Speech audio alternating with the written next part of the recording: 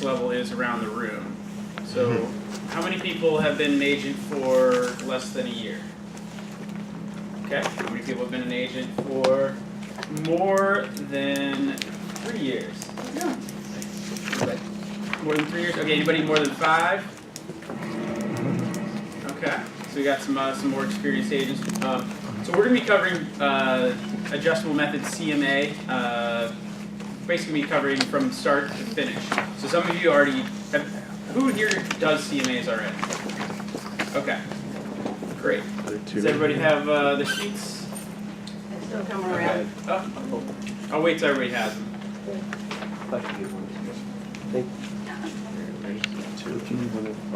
Action report. And I wanted to ask everybody in here just a general question. Okay, does everybody have this big guy here? Yeah. Okay. So a general question.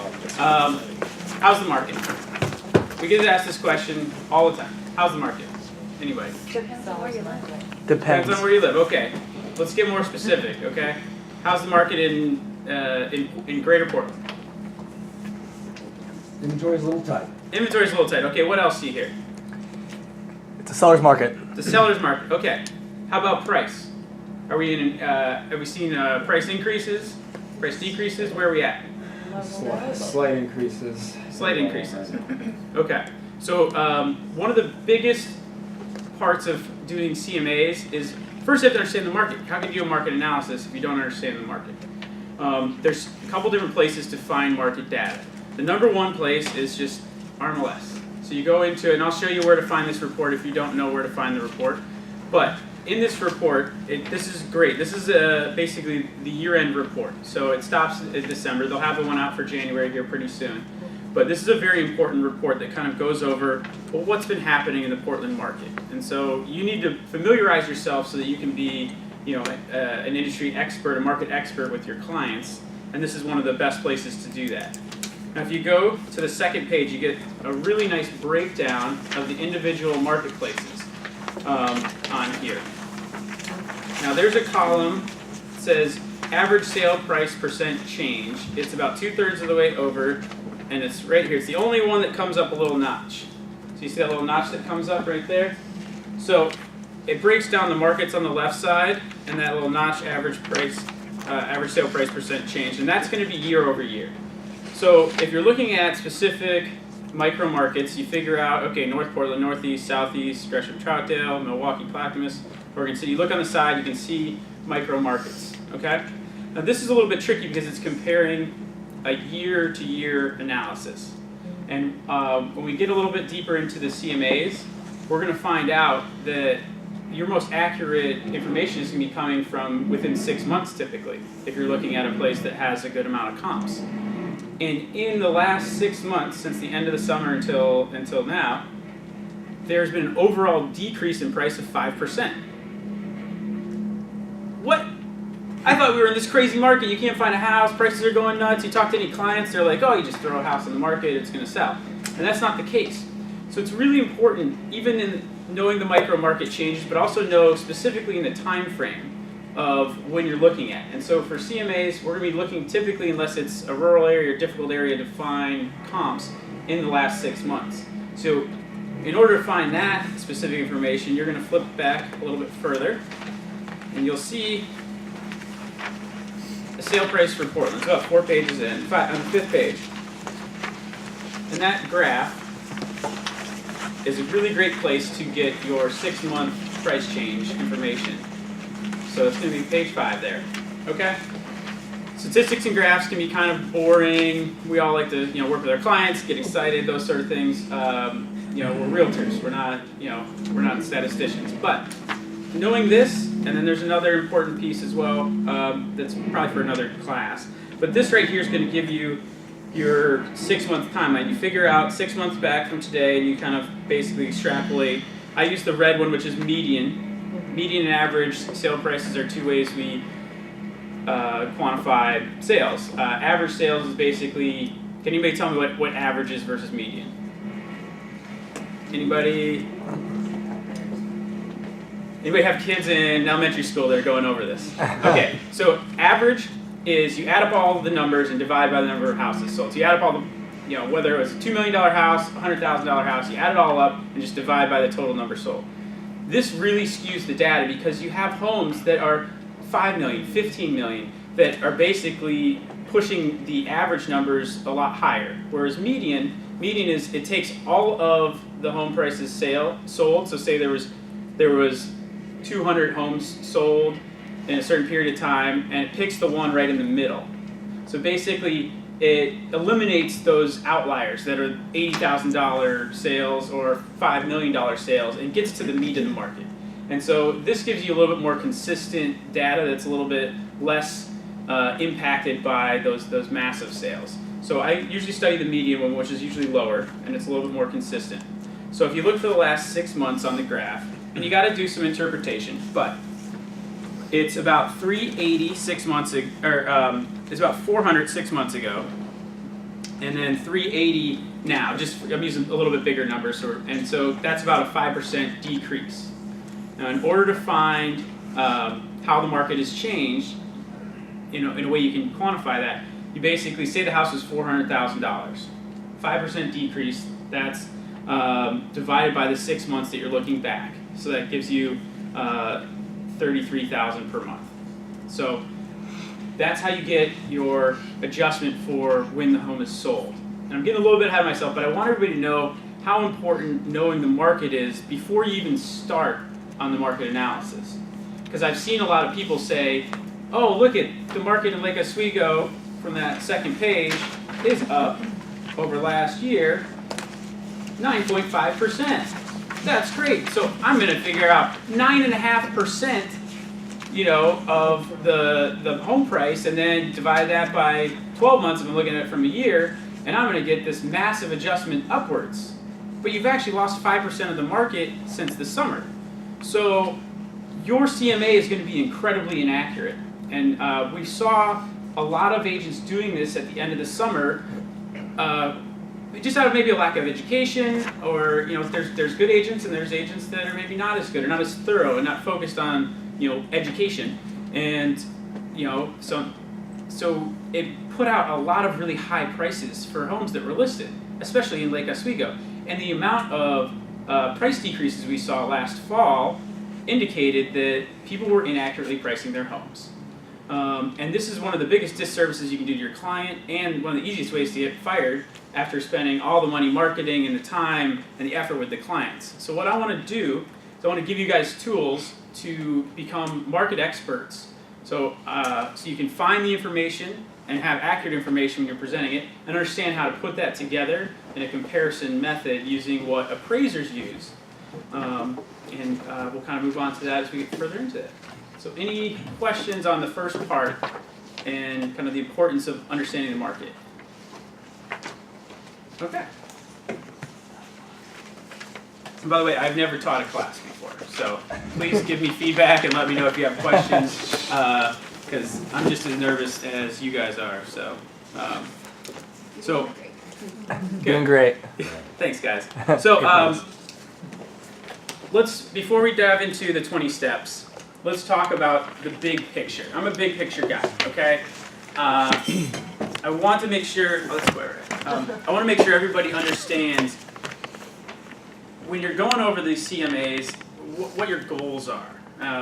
The first few times you do them, it's going to be difficult. We're going to give you the template for you to get better at it in practice. But these 3 things, when you're coming up with your CMA, for me personally, are the 3 most important things. And this is the most important thing in all of real estate: managing expectations. So if you can manage the expectations of your client, and you start from the very beginning, you get them to where they want to be and where they need to be to sell their home, be really happy about the price they sold their home at, feel really comfortable with you as an agent. They're screaming lunatics, referring you to everybody because you're such a great person. You didn't disappoint them. And this starts from the first meeting, is managing those expectations. Everybody has these crazy expectations for how much their home is worth. Raise your hand if you walked into a listing meeting or first time meeting somebody and they think their home is worth way more than it should be. Okay, whose fault is this? 90%. Zillow. Okay, thank you. We're going to come back to that in maybe step 8 or 9 of the 20 steps, but it is exactly that. Zillow, the most popular website. The more experienced agents have probably spent a ton of money trying to get leads from there. Not super happy with their performance, but it is the most popular real estate website for consumers. So we have to understand that and understand when I go look up my home value, it's almost everybody's first place to go. So the Zestimates and the CEO of Zillow has even said on record that their algorithm's way off. It's basically square footage algorithm, which is better for commercial or leasing space anyways. They don't get into your home. How can they know what it looks like? And so you have to start breaking that down from the very first meeting. And also you really want to understand what their expectations are before you can manage them. Maybe Zillow has them really low. I mean, they vary 12% up or down. It's almost always high, it seems like, but they do sometimes go a little low. But you need to know what the expectation is. They may have never been on there. They may not even own a computer. So make sure you know what their expectation of price is when you get into it so you can manage it. And then you figure out what the home value is. And it's kind of like chipping away at a stone or a block of ice. You got to get them down to where the market is so that they feel happy with where you're going to market and understand if they're going to go with you, what the expectations for price is. Know your audience. So kind of covered that a little bit there. Knowing their expectations, knowing, are you doing this for a listing? Or are you doing this for a buyer? How many people do more business with buyers than sellers right now? Okay. So buyer side of the market, oftentimes newer agents, younger agents, that's where our sphere is. We don't have a ton of 20 and 30-year-olds listing homes. So the nice thing is buyers become sellers. Buyers sell on average every 5.5 years. So for newer agents, this is more focused towards your buyers. Hey, a house is on the market. List price means nothing. Let's run a market analysis to figure out if it's undervalued, overvalued. So we know when we come in with an offer, if it's a multiple offer situation, how high should we go, or if we're getting a really good deal right now and nobody's noticed it because it's January. So it's really important. You can do it on both the buyer side. For every buyer, every home we write an offer on, I do this for. And then also, this is going to be really targeted for listings specifically because my partner, Dave Hopkins, 90% of his business is listings. So we'll talk. There's little kind of tweaks for both sides of that, and I'll let you guys know. And I jumped right in. I forgot to thank all the teachers. There's a lot of great people here at SUMA who have given a lot of time. My partner and father-in-law, Dave Hopkins, created the entire training program. He basically downloaded his brain into a massive binder, and then Tyler and Tim and a lot of other people have gone through it and edited it and updated it and brought it to modernize it and more specifically SUMA-based than just what Dave's put in there. So I just want to thank everybody, and especially Tyler, for taking over a lot of the responsibilities this year and all the teachers, because it is a significant portion of your time, and we all really care. We all want you guys to succeed. We want SUMA to be this awesome brand that we're really proud of and everybody knows about, and that we're putting out professional agents, people that, oh man, SUMA's, there's something going on there. And I really feel it, especially in our Lake Oswego office, since Marcus has come in and since Tyler's come in, really, I really enjoy working with everybody here. And I want everybody to know, you're not, even though we all compete for the same pool of buyers and sellers, we're working together, we're a team. And I want this to help you to win those listing appointments and get your buyers under contract at the right prices. So, lastly, tell the story. You got to entertain them. This is one of the few businesses where you have to be likable. You spend a lot of time with them, and you can be the most knowledgeable person in the world and get not a lot of business because nobody likes you. You can be very likable and not know anything, and put your clients in bad positions, get a bunch of bad reviews out there. And so you got to find that balance. You got to be very likable. You got to tell stories. People are entertained by stories. They want to know this is their house. They've lived in it for 20 years. Explain to them, show them, what's going on in the market. Well, year over year, your home price is up here. Seasonally, it's down here. Understand the seasonality of the markets, and that you're going to get peak price if you list between March and June. You're going to get bottom price if you list in the holiday season, early January. But if you're working with a buyer, buy in the holiday season, early January. those sort of things. Just the knowledge, and the seasonality is extremely consistent here in Portland. And it drives me crazy. I've been trying to get meetings with potential clients to sit down and talk with me, and Alex over there, he calls them all and warms the leads and builds the rapport. They're all going to want to sit down in April, May, June, when everybody else is going to buy. So another thing there, managing the expectations, understanding the seasonality of the market can really help you and set you aside from your other agents. So that brings us to our meet here. So everybody pull out 20 steps to a successful CMA.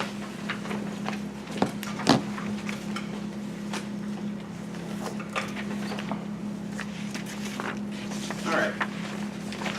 So, well, welcome. We're a little bit past welcome. So I just want to say, in my opinion, this is the most important class you're going to take in your training. If you master this skill, you'll set yourself apart from the majority of realtors. Know where to find accurate and timely data, then learn how to interpret this information for your clients. But also understand you're offering your opinion of value and are not a professional appraiser. It's very important that you make that clear to your clients so that they don't feel like you're giving them an appraiser analysis. It's similar, we're using similar tools, and we'll get to that. Since this is your opinion, make sure you understand what your goals are when presenting your CMA and confirm the data backs up the story you want to tell. So now sometimes there's a gulf between the prospective client and what they want and what they want their home to be worth and what it is worth that may be too great to cross.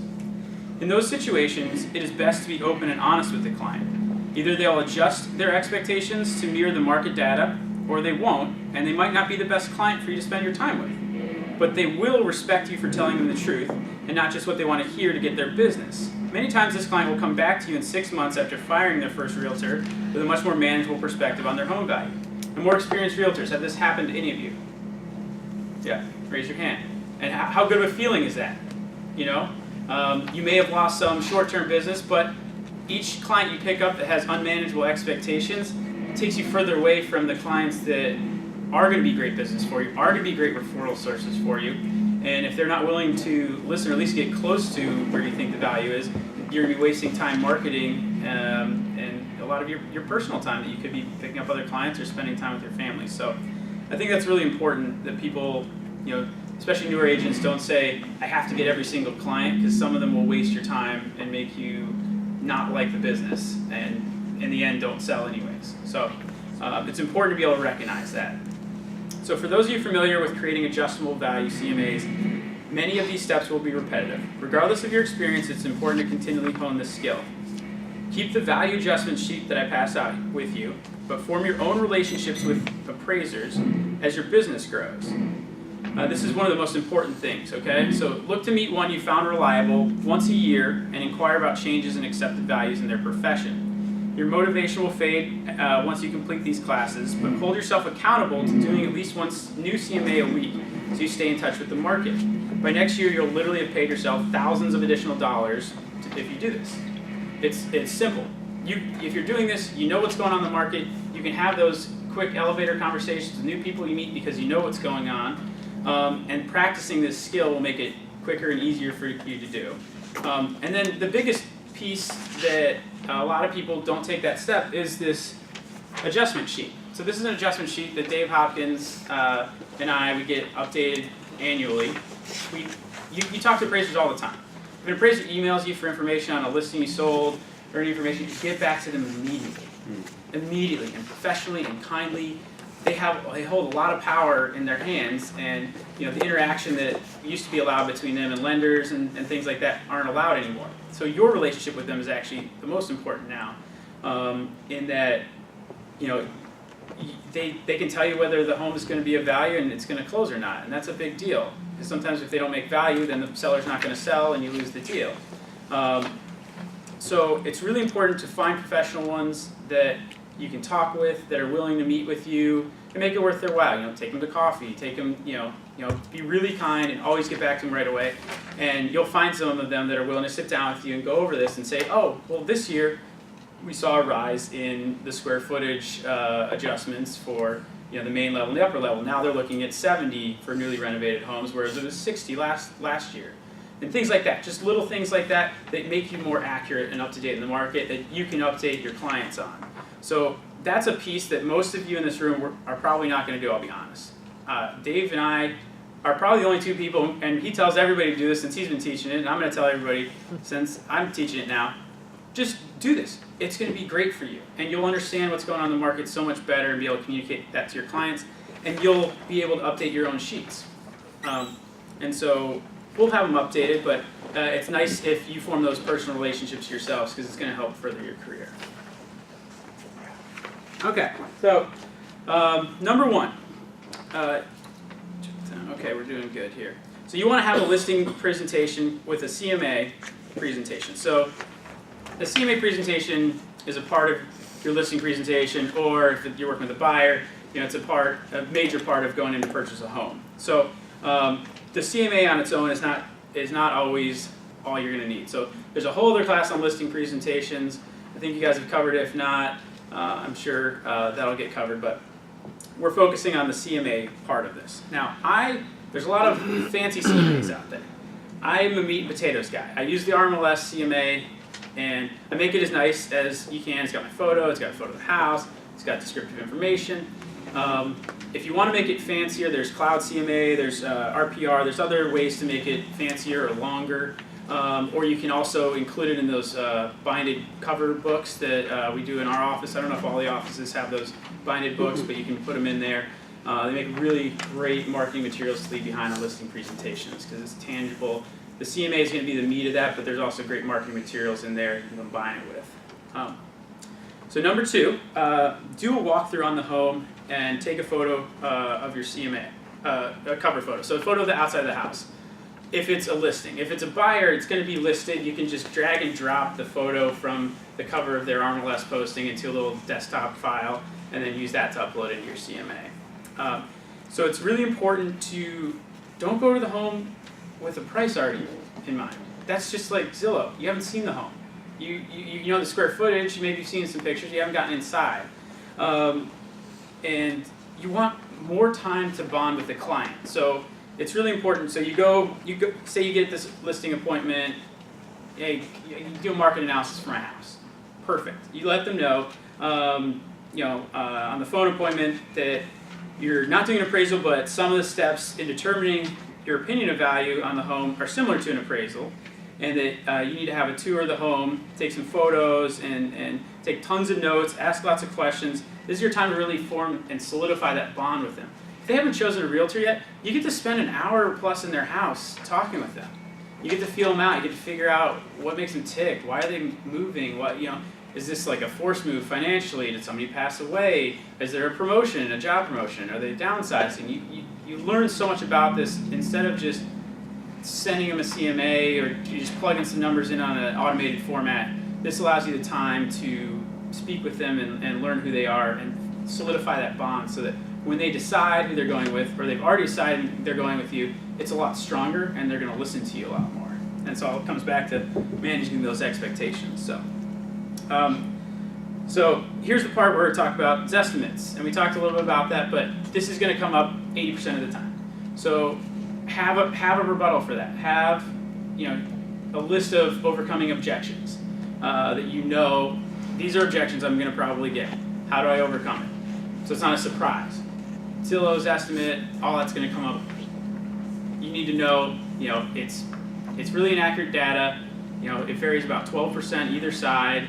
It's only based off of square footage and recent sales in the neighborhood and doesn't take into account all these things that an appraiser looks at. And you can even show them your adjustment sheet if you want and talk a little bit about that. But make sure you overcome that objection immediately because that will be the biggest one.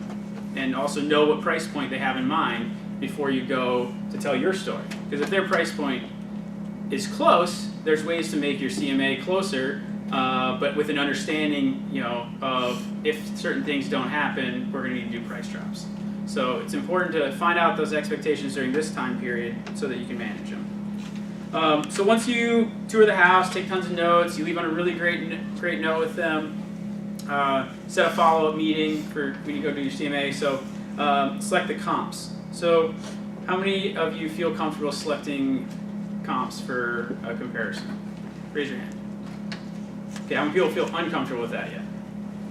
Okay, so that's something that you can go into RMLS and I'll kind of show you what you can do. You can literally draw a circle on a map around the neighborhood you're looking in, and you can search back 6 months, and you can set the parameters on price, bedrooms, levels of the house, year it was built, size of the lot, and you hit the little count button and it'll tell you if you're close. If you hit the count button and it says 500 homes, you're way too broad. If you hit the count button and it says 0 homes, you're way too specific, or maybe you have the wrong name in the city from the last search, or the wrong number, so double check when you get 0. But you gotta find, you're gonna wanna pull you wanna have like 10 to 15 there on the initial search when you're pulling your comps, to then narrow that down. And you always wanna get to between 3 and 5, really specific, is where the main goal is, to get the most easily digestible and accurate CMA. Now, if you're in like a really rural neighborhood and it's really difficult, or you got one of those homes that's just like so weird, like there's no other home like this, okay? Search further back. Because of that price graph we looked at the beginning, you guys know how to adjust for time. It's a simple math equation. It's really easy. You just pick the 2 points on the graph, you figure out what the time frame is for that, and you figure out the percentage, and then the price, and then you divide by the number of months you're looking back. If you can't remember that, you can call me and I'll go through it again with you guys. But that is, you can always cover time as an adjustment. But specific properties, you want to get as close to apples as you can when you're doing the initial comparison. So it's better if it's a really unique property to just have maybe 2 properties or 3 properties that go back to 2 years before. And I'll show you an example of this in the second hour, than to pull something that sold in the last 3 to 6 months that isn't that close. So, because that kind of adjustment is very opinion based, and it leaves a lot of room for error. Okay, so here's one of the additions I made for technology. So number 4, Dave used to print out all the sheets with the photos. We like to save a little bit more paper, and also, that's a lot to go through. You can, on a Mac, 2-finger click or double click, open each set of photos or each listing that you want to use as a comp in a new window, so that you have them all lined up, your 5 comps that you're going to use in separate windows, and then when you get to comparing the photos with the home that you're comparing with, they're all right there. So instead of printing them out, you can just set up each one in a new window for the RMLS listing you're using for comparison. Number 5, okay, so these are going to use some more specific, like actionable items here. We're going to kind of go through this. I'm going to go through some of the TMAs I've already done, kind of backtrack and show you how to do them up on the big screen here. So creating the profile name. So we're going to go to the second page here. Okay, put in the photo, number 7, number 8.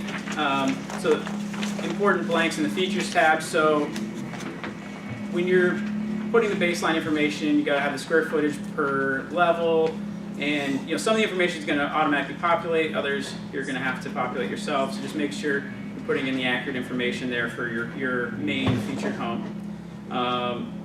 Number 9. So okay, so then there's 6 blank spots in here that I'll show you when I go back through, where you can write anything in. So there's a bunch of little headings you can check and say garages, fireplaces, high school, square footage, this and that. So they have little boxes you can check to compare. And then there's 6 blank ones where you write in whatever you want to compare. Now the 3 things I always compare are location, condition, and when sold. We've already went over how to figure out the when sold piece of that by figuring out what's gone on in the market. So you should understand how to do that. And then location and condition, these are subjective. Condition is the most subjective.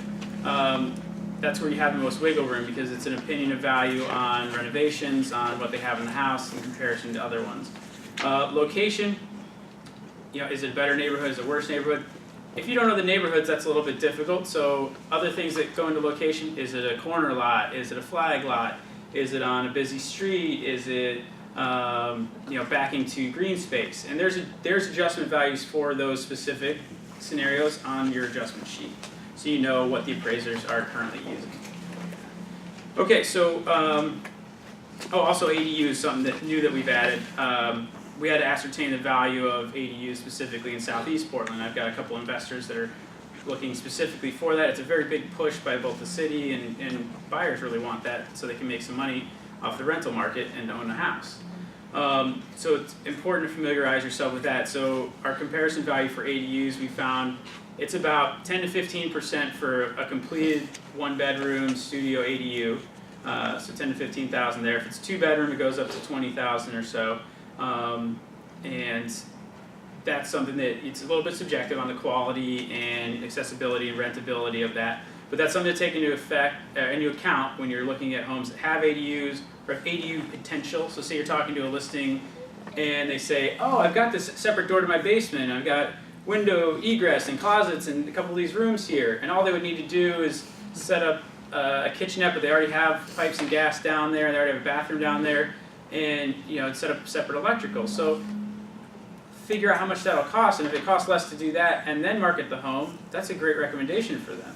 If it costs more and they have a ton of stuff to do, say, hey, let's advertise that as potential ADU. You can go out there and make a bunch of money if you spend a bunch of money to get it to where it needs to be. So take that into account. It's something that's come up a lot more recently, and so we had to figure out values for that. So that was added to the adjustments. So did you say 10 to 15%? So $10,000 to $15,000 for say like a basement ADU that's like a studio 1-bedroom. It's about 10 to 15,000 in additional value. If you got 2 bedrooms, it goes up to 20,000, maybe a little more depending on condition.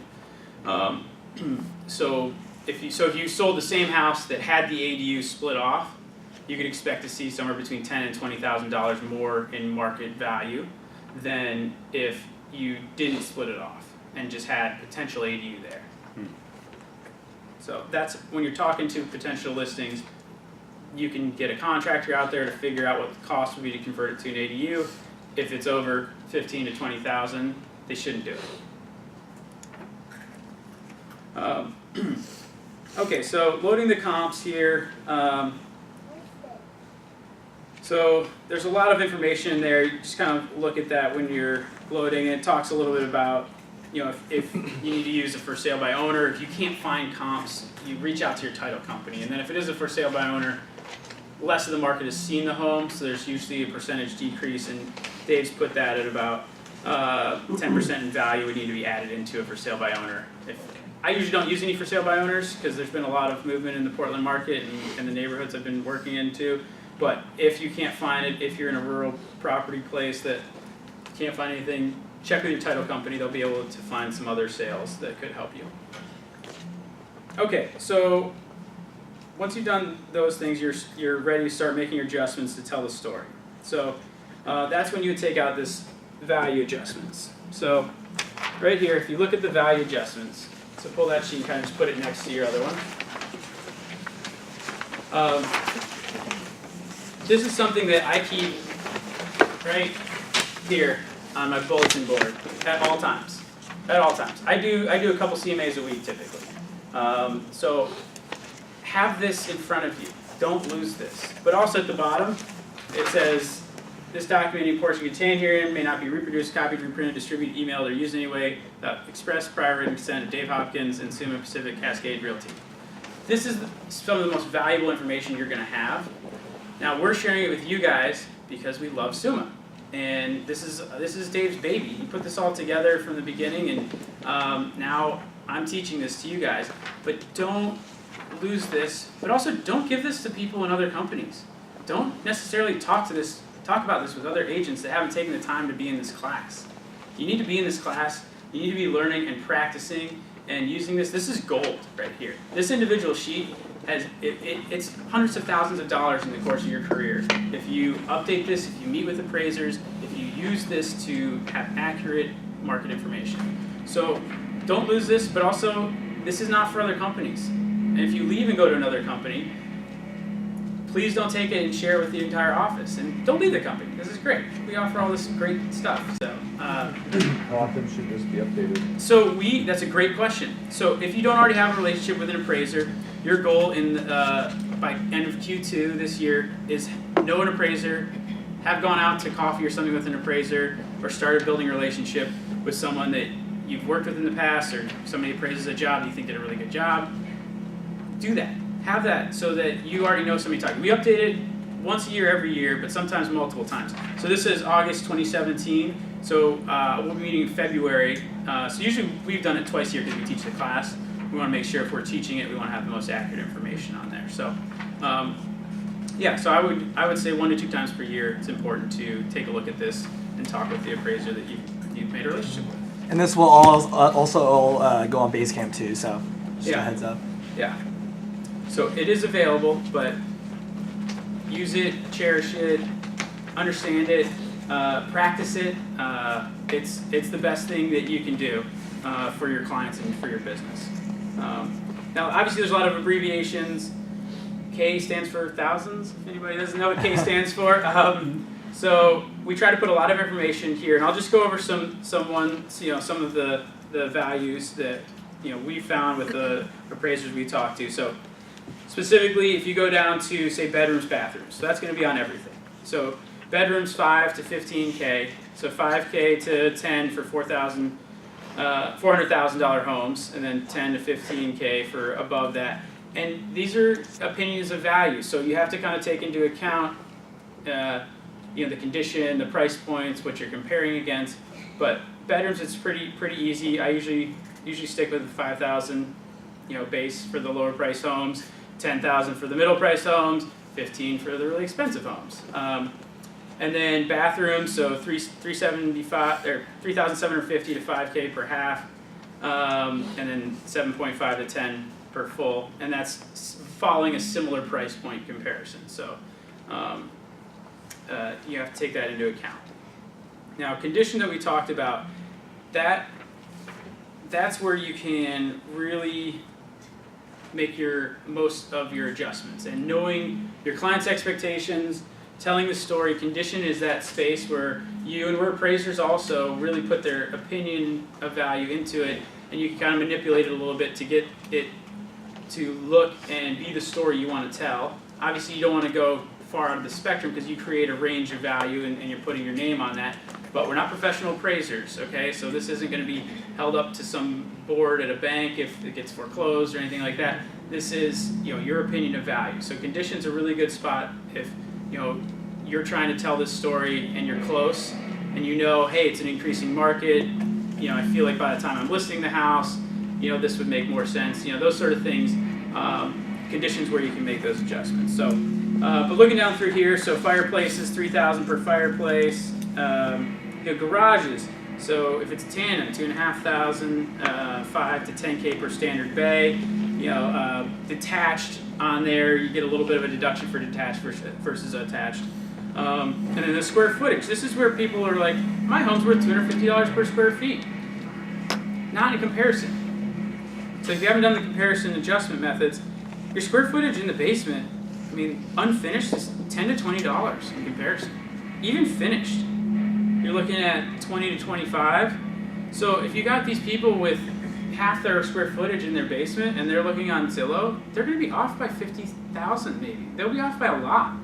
And that's just what the market's saying. This is coming from appraisers. This isn't just us saying, I don't like basements. This is what the market is saying they find in value. So it's a really important thing, knowing your audience. If you're going to a home that's 800 square feet on the main floor and 800 in the basement, that's basically an 800 square foot house.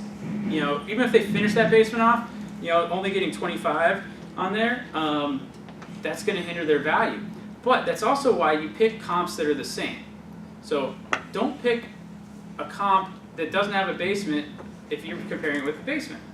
Because your value in the basement is going to be 20 per square foot, your value in the upper level may be 60, and that's going to skew everything incorrectly. So if you start with if you get as close to apples from your comps, then you don't have to make these crazy opinion decisions on floor values. You want to get, if it's 2 levels, you want it 2 levels, and if they're both above ground, you want both above ground. If it's 3 levels with a basement, you want to find 3 levels with a basement. And remember, you can go further back. You can adjust for that really easily, but you can't necessarily make the adjustments for totally different homes even if they're in the same neighborhood. It's good to know, but when you're doing your market analysis, it's not good to use those typically. So become very familiar with your value adjustments, and you can make changes. You can update them to your opinion of value. You can continue to update them with an appraiser that you've made friends with. So, okay, so I have a question. yes, please. So I was these are- running out of breath. These are supposed to be negative, right? So busy roads, flag lots, no paved road? That's Or- a great question. Yes, thank Okay. you. So when you make the adjustments, you either do a plus or a minus in the computer program. On here, we assumed, I'm glad you caught that you would know that a busy road would decrease value and not increase value. So thank you for pointing that out, because not everybody's going to know that. It's very good. So yeah, some of these are negative adjustments. So it's going, so say, it's on a busy road here, depends how busy it is, or like, say you've got like I-5 right out the back door, that's gonna probably be 30,000. That's gonna be on the top end of that. So these are the sort of things that you want to pay attention to, and that's also why you do a walkthrough at the home. You may not know all the roads in Beaverton, but some are really, really busy. Some are impossible lefts out of their driveway because they're close to Nike and the lights are timed poorly or something. So, these are important things to know and why we go and do a physical walkthrough of the homes. So thank you for bringing that up. Justin, can I ask a question real quick? Sure. So I'm assuming that you're talking about these are the adjustments that you make compared to another home, because if I used your numbers, $60 a square foot for a main level and $25 for the lower finished. So 1,000 square feet up and 1,000 square feet down would only be $85,000.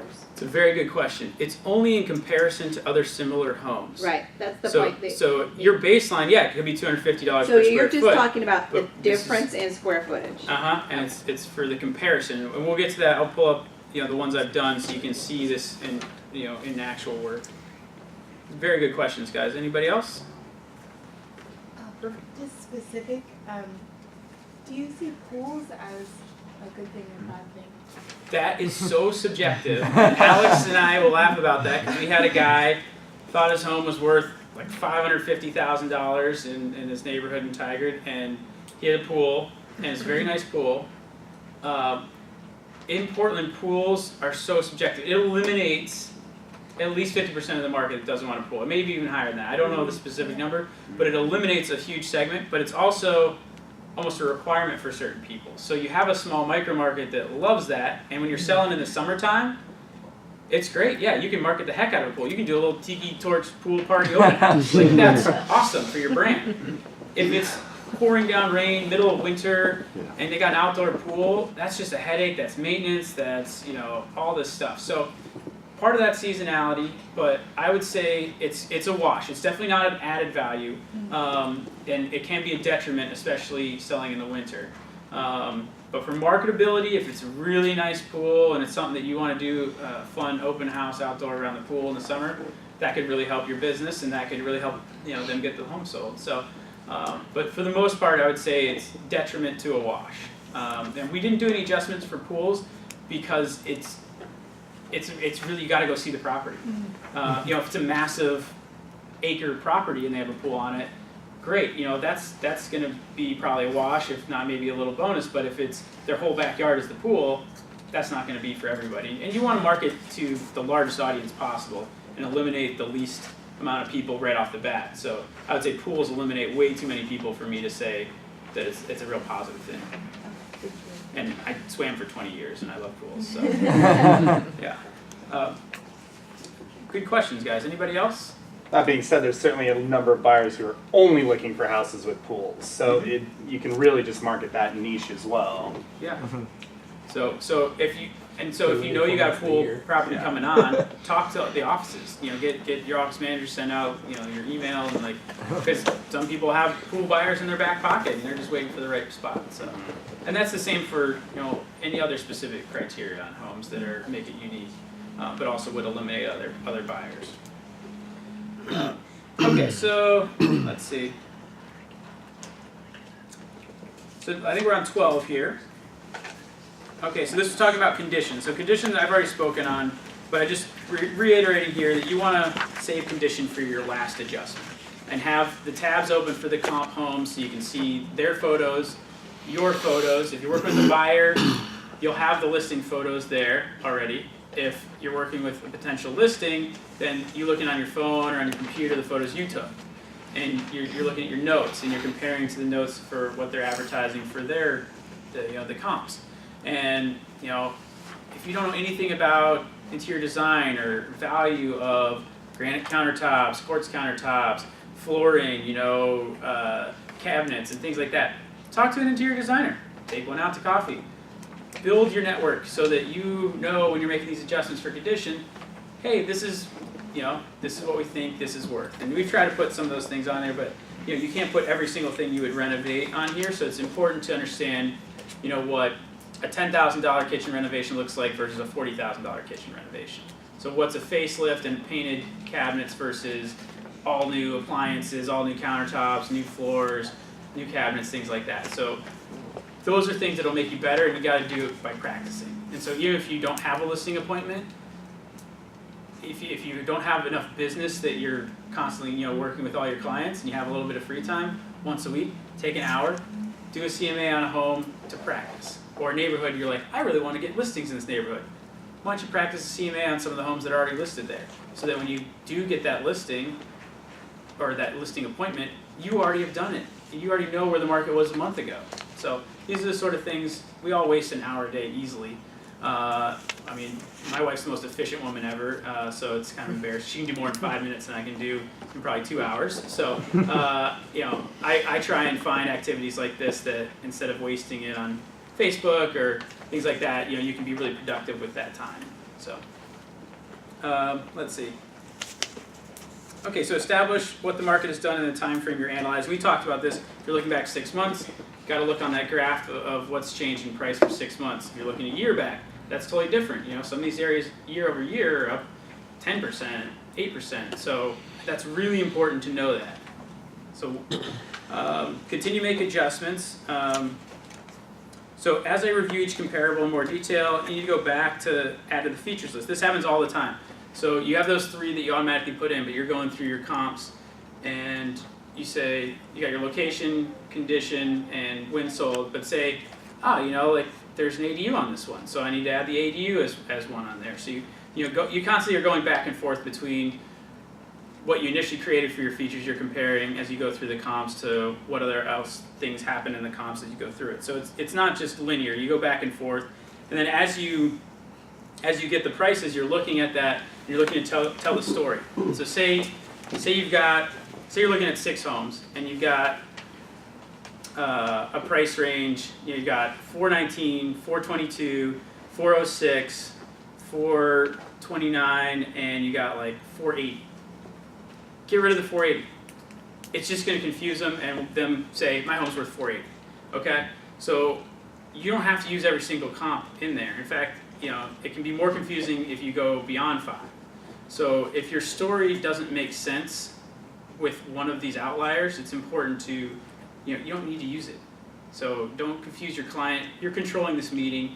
You want to tell a story. You want to send the message for the value that you think is best for you to get the listing and that will sell in the market. So it's important not to be like hamstrung by, oh no, this isn't working. You don't always have to use every single comp you find, because you don't know, did they sell it off the market and just post it for real quick? Was it a cousin? Did they go with the lower price offer? Did they go with a crazy offer where they waived the appraisal and it didn't appraise for that much? So there's a lot that you don't know, so it's important, if it doesn't make sense, feel comfortable eliminating it. Let's see. Okay, so yeah, once you make the adjustments, print your CMA. So when you're going to pull up and print the CMA, so there's a recommended price tab, and we'll go through this. You don't always put a recommended price in there. So there'll be a range of values you found. So say, like we were talking about, so say the range was like 406 to 422. So great.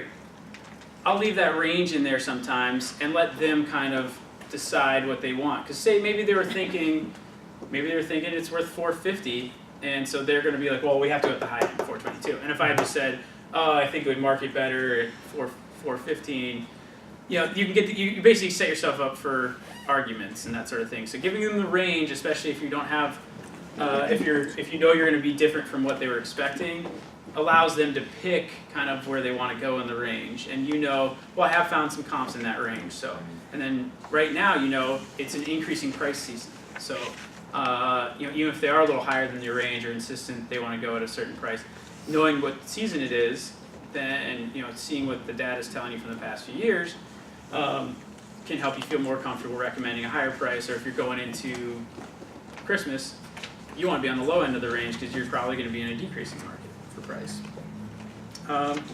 Okay, so then these are more specifics about how to generate the report, and we'll go through that, and then hit save. Save your work. There's a little save button on each page. Hit it every time you change something before you go to the next page. It's not one of those auto-save everything, so it can be very frustrating if you do all this work and flip to a new page or close the browser and it doesn't save. So there's a little save button on each individual page. It's important to hit that between each tab. Never done that before. Yeah. And then, so with practice, you should be able to complete most CMAs within 1 to 2 hours start to finish. If you leave yourself 30 minutes to complete a CMA for a listing presentation, you'll likely make big mistakes, like putting a plus instead of a minus and affecting the value by $40,000 in the wrong direction. This has happened to people that maybe didn't take the time to do it sooner and were rushing. I don't know who has done that, but it's probably this guy. But usually you can catch it when you're going over it in the presentation. So make sure you leave yourself some time, and you'll get better at it. You'll be able to do it in less than an hour once you get better at this skill. So big tip. So this process should be used as a unique selling proposition. This is something you guys have probably talked about already. Your unique selling propositions, you know, your elevator speeches, those sort of things. So you have those on the tip of your tongue. You know how to talk about yourself in a way that's not bragging, but also is, you know, helps demonstrate your value. And this is definitely one of them once you get a higher level of comfort with this. So don't just email the CMA to your client as well, unless this is for somebody that's in Virginia or something and isn't here. And even if you do that, set a phone conversation time, like a phone appointment, to talk with them. So you can go through it. But you want to get another face-to-face session to go over this and demonstrate your value, solidify the bond with them so that they want to go with you. And so this is where you can also, you know, make it a little bit nicer by putting in the bound SUMA notebooks. So using the CMA properly will go a long way in managing your client's expectations and setting the tone as the market expert for pricing their home. Not a lot of people are doing this or doing this to the level that we do it, so that you can talk intelligently about the market. If you just plug in some numbers into some automated system, it spits out the comps, doesn't do these adjustments or anything, you can't really talk about it. You can't really talk in depth and go, you know, to the levels that we're able to go to and really sell them on your value as the market expert, as a trusted advisor. We talk about this a lot. We're no longer key holders or, you know, holding all the cards as far as what's on the market. You know, it's a totally different market now. You can see everything online. So you have to find ways to demonstrate value above your 1% Redfin agent or, you know, for sale by owner on Craigslist, or, you know, whatever people think is going to be better for them. And this is one of the big pillars of how we stand out in our group, and hope you guys take this and learn from it. So, and make lots of money. Yeah, so let's take a little 5. All right, chapter 2. We're getting into the digital side here.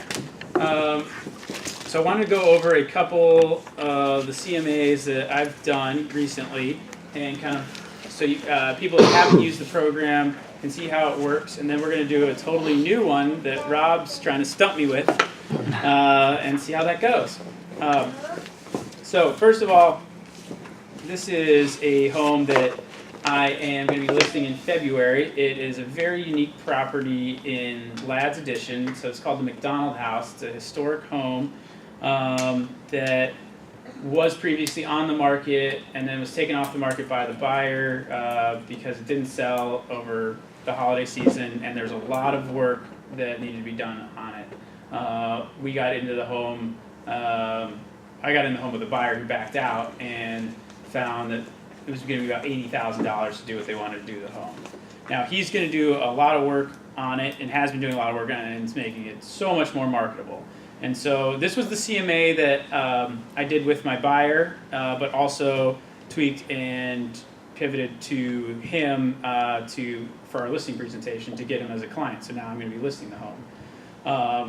And so wanted to talk a little bit about, when you get a home in a unique neighborhood. So you see down here, so this is kind of like the first page when it comes in. Typically what you do is you auto-populate the address. So you can do that either by a former listing or tax ID number or something like that. So populate here and it pulls it up on the map and you verify it is the one on the map and you save that. So those of you not familiar with Ladd's Addition here, this is a very unique neighborhood in southeast Portland. So because of the unique nature of it, I only pulled comps from Ladd's Addition.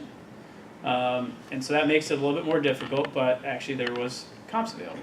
So these are the features lists. So when you populate, and we'll do this with the LO one, when you populate, this is where it comes in, and you check different boxes. So fireplaces, if there's fireplaces. Garage, I know this one didn't have a garage, but others did, so I checked that. The square footage for lower main and upper is here. You always want to split it up by lower main and upper, because there's different value adjustments on that. Let me get my value adjustment page.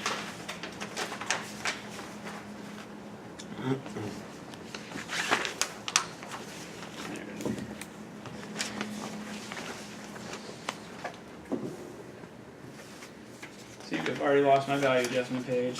The one thing I was like, don't lose this. Yeah, can I borrow one? Thank you. All right. So here I added condition, location, parking because the streets in Ladd's Addition are super narrow. If you've ever driven down them, very narrow, and parking can be an issue there. So, and then when sold. And it's also important to my client. Okay, so these were the properties. So basically when you go to add comparables, you click on add comparables and there's a little box there that you populate with typically copy and paste the ML numbers. And once again, we'll go through all of this live as well. So these are the properties. So I have all sold properties. Now you don't want to pick properties that are still active traditionally because who knows what the listing agent was thinking. We don't know. It doesn't mean anything yet until the market says this is what it's worth. So I usually don't pick actives, but I do study the actives so I know what the competition is. And there's some rare cases where I would put one in and I'll show you just to talk about, but I don't really factor it into my overall analysis. So here we've got the properties and just variable prices over here, and then you go to the adjustments. So the adjustments page is really nice because it gives you a column with your property that you're using on the right, and on the left with the comparable property. All the information that's above this line is just the factual data about that comp home. Okay? So days on market, the terms for selling, what the percentage of the original list price was, only 90%. The sold date, November, square footage information there, list price, sold price, just basic information there. So you scroll down here. Now using my adjustments from my sheet here, so acres, I do 1,000 plus or minus per hundredth of an acre. So this is why it's important to pick things that are very close, because if you're looking at properties that are full acre versus something that's 2/10 of an acre, that's going to be a major adjustment. So you just don't use them if you can avoid it. So this one, all the homes are on pretty small lots here, so it's a negative $3,000 adjustment.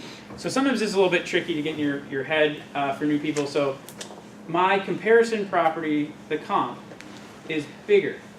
So I need to decrease the value of my comparison property to get it to the size of my subject property. So, it's a little counterintuitive because you're like, but that property is bigger, so it should be worth more. And that's the case. Yes, it's bigger, so it should be worth more. So you want to make it as though it was the same size as the property that's the subject property. And by doing these adjustments, that's what you're doing. So you're taking away $3,000 in additional value that comparable property had.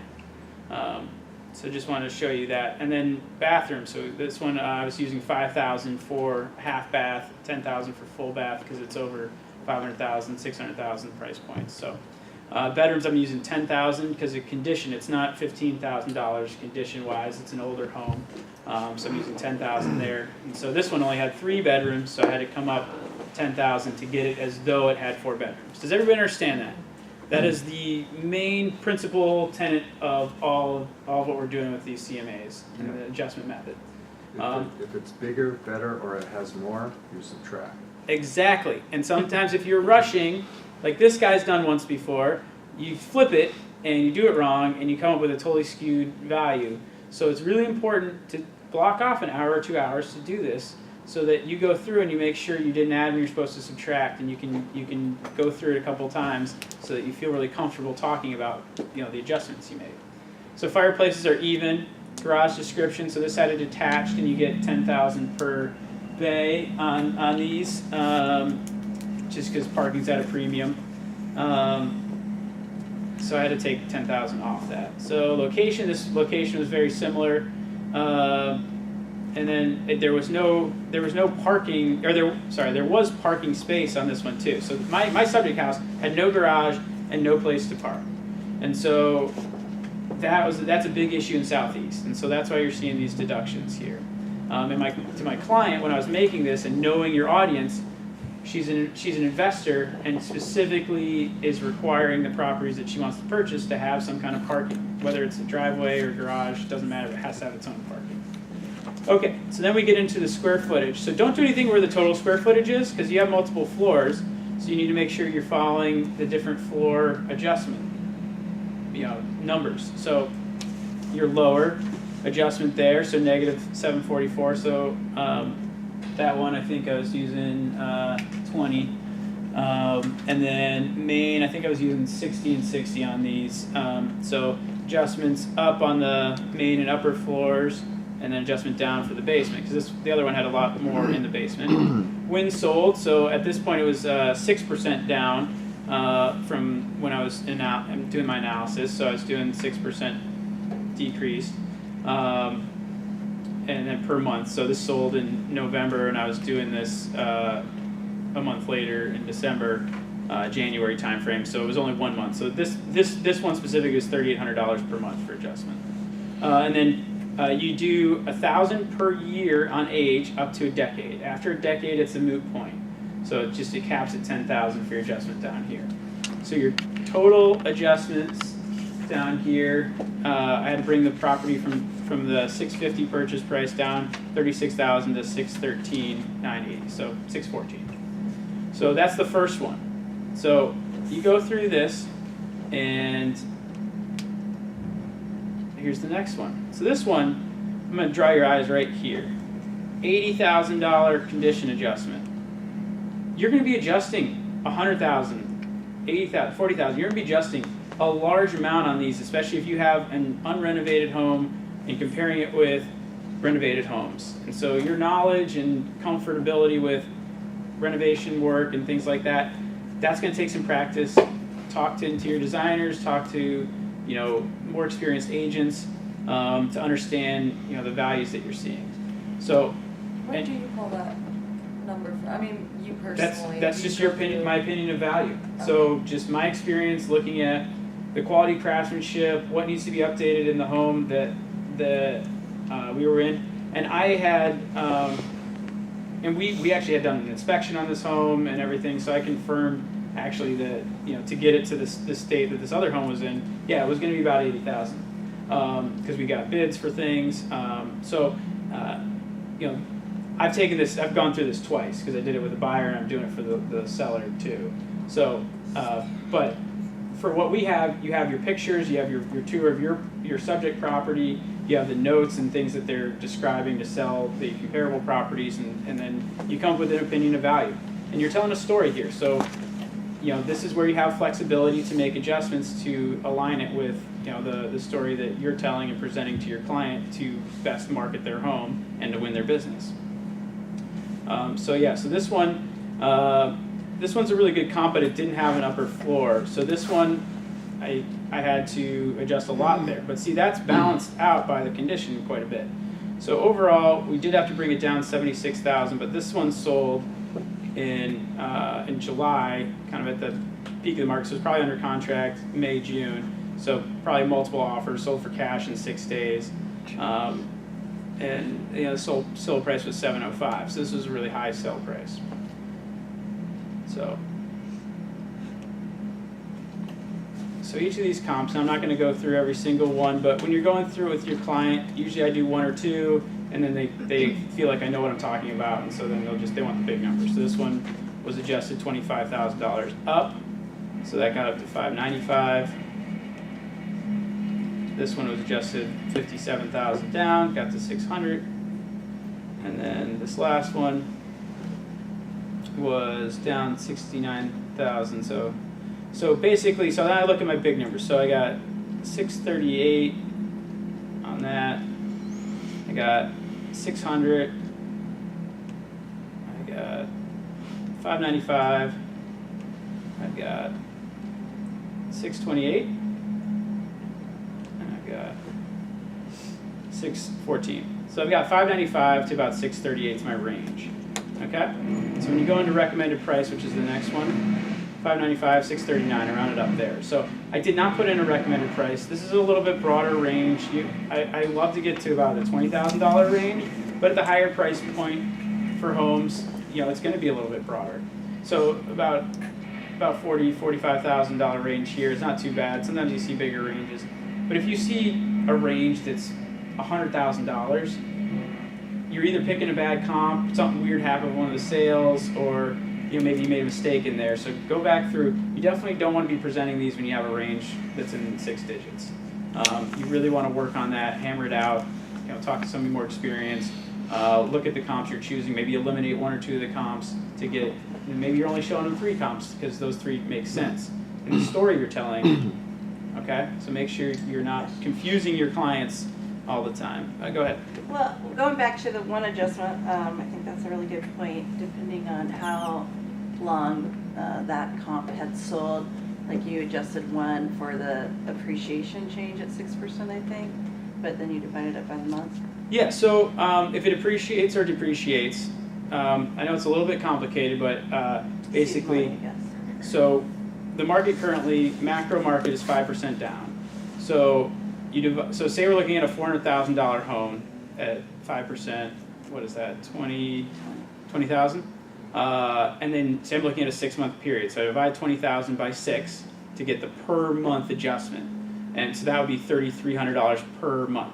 So if the home sold 2 months ago, I got to take off $6,600, and it's that same equation. If you're taking algebra or your kids took algebra, like that same equation is across the board what you'll be using to figure out the when sold component.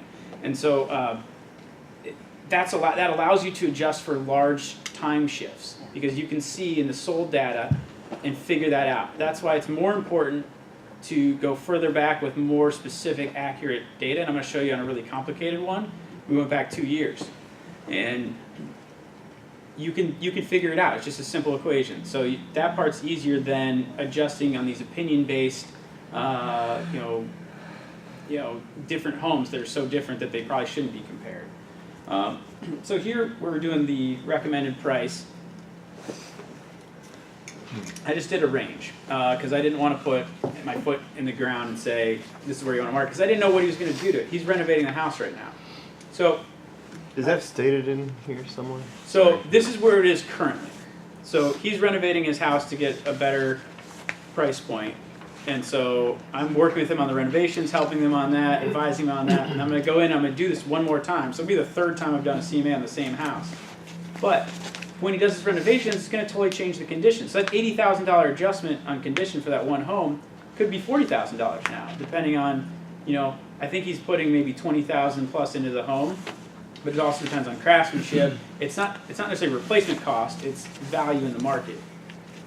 Like for example, let's say that when they're renovating, let's say the fireplace costs like $4,000 to implement, but over here the fireplace has $3,000. Like would Don't do it. Just don't even. You'll see, and that was your whole question. Sorry, I didn't mean to jump. No, you're totally fine. As you get used to the values and you're talking to somebody about doing a renovation, adding a fireplace, if it's going to cost them more than $3,000, they're going to lose money on it. Exactly. So it doesn't make sense. Whereas kitchen renovations, slab countertops, just painting the cabinets, things like that, you're going to see more than 100% return in value, or at least 100% return in value. Okay. So those are the sort of things, bathrooms, if you want to put a new vanity in there, or, do some new tile in there, those sort of things, you see a good return on investment. But, as you pick up vendors that you can recommend, or they have, vendors that they can give them bids, you can get the bids and then look at it with this sheet and say, well, the appraiser's probably not going to give you that much if it's going to cost you $10,000 to do it, and you're only going to get $5,000. You can at least give them that information. They may still do it. They don't always listen to us. Yeah, fair. But you can at least tell them how the market historically would react to that. Okay. That's a really good question. Thank you. Okay, so cover page. So this is where the photo will pop up. Always click on Use Subject Property Photo. 4, make sure you have the right name and spell it correctly in there for who know your audience. So if it's a husband and wife, make sure they're both in there. If it's, just make sure you got the spelling right and that you have who you're talking to, so that they're represented on there. Then some descriptive things. So historic 4-bedroom Portland bungalow, desired Lads Edition neighborhood, great investment opportunity. Okay, so content pages is one I don't really do anything on. But you're going to want to set up, I'll show you how it looks when I generate the report. So you're going to want to choose basically if you select all these, it's just a little bit redundant. If you have a resume, that's great. Oftentimes you'll include a resume somewhere else in your listing book or something like that. So I don't select that. So I select cover page, comparables to your home, and those are listed in the information I gave you. Map, adjustments, and then pricing. Because if you do summary, basically it's just redundant, I think. So I keep them pretty short and sweet. I select if the person has a favorite color, if the house is a certain color, I select that border. And you go to generate report. Now this will generate, and then you'll need to save it as a PDF file, but I want you to look at what it looks like. So I've set it up so I've got my photo down here, and then got my realtor pin, because this was right after I got my real estate license, so it was like a pledge pin. I don't know why I was just wearing it everywhere. Talk to me about real estate. And, but I'm going to take some new headshots, but that one worked for me for a while. So, but anyway, so have a headshot in there, have your information to contact you. You got your Summa logo over here, okay? So they know this is proprietary to you, and that you put a lot of work in here. Next page, really nice, has the photos and information and remarks on the homes you're comparing, so they can kind of read through there. And then this is actually my favorite, especially in a neighborhood like this. Look at the maps of the comparables. You can't, number 2 is literally right across the street. Everything's from Lads Edition. And when I go to market this house, because of the unique layout, I'm going to do drone photography. I'm going to go straight up from the house and hopefully get high enough so that we can see the neighborhood laid out, like it looks here, but from above and in a real photo, so and video. So, but this shows your client. Look how specific I got. You can't argue that these aren't good comps. So, and when you have a unique neighborhood, I can't pull a comp from somewhere else necessarily. I can make an opinion adjustment for a different neighborhood, but I'd rather go back a little further and get in the actual neighborhood. And like I said, it's not always possible, but when you can, do it. And then if it's, say you got a Laurelhurst property and you can't find enough in Laurelhurst, but you're on Stark just outside of Laurelhurst, and now you got to make adjustments. You're not in the neighborhood. Well, what does that mean? And that's an opinion of value, and sometimes that's $20,000 or $30,000. It's very subjective. Whereas if you go further back and you get it in the actual neighborhood, it's not subjective. You can see the data right there. Okay, so then this one puts all the comparables in vertical columns next to your subject home. And the vertical columns are really nice. And what I do when I present is I go through and you can order them. So put the best comp first, because you're going to go through and you're going to have to explain and justify every plus and minus you did and the values you used. And really, this is where you hit home. I'm a market expert. I know what I'm talking about. You want to be super confident, especially in the first comp you're showing them, and feel like it represents really well. And so make sure that that's not the comp that's necessarily the one that you're like, oh, I don't know about this. If you're feeling that way, you probably shouldn't even use it. But make sure you order them in order of most similar and that are telling the story you want to tell. So these are my mid price points here at 614 and 628 as far as that. But you want to go through in detail and be able to explain your condition adjustments and why you made them. And sometimes those are hurtful because they're emotional about their house. They love their house. So you have to tread lightly, especially when you're having to make reductions.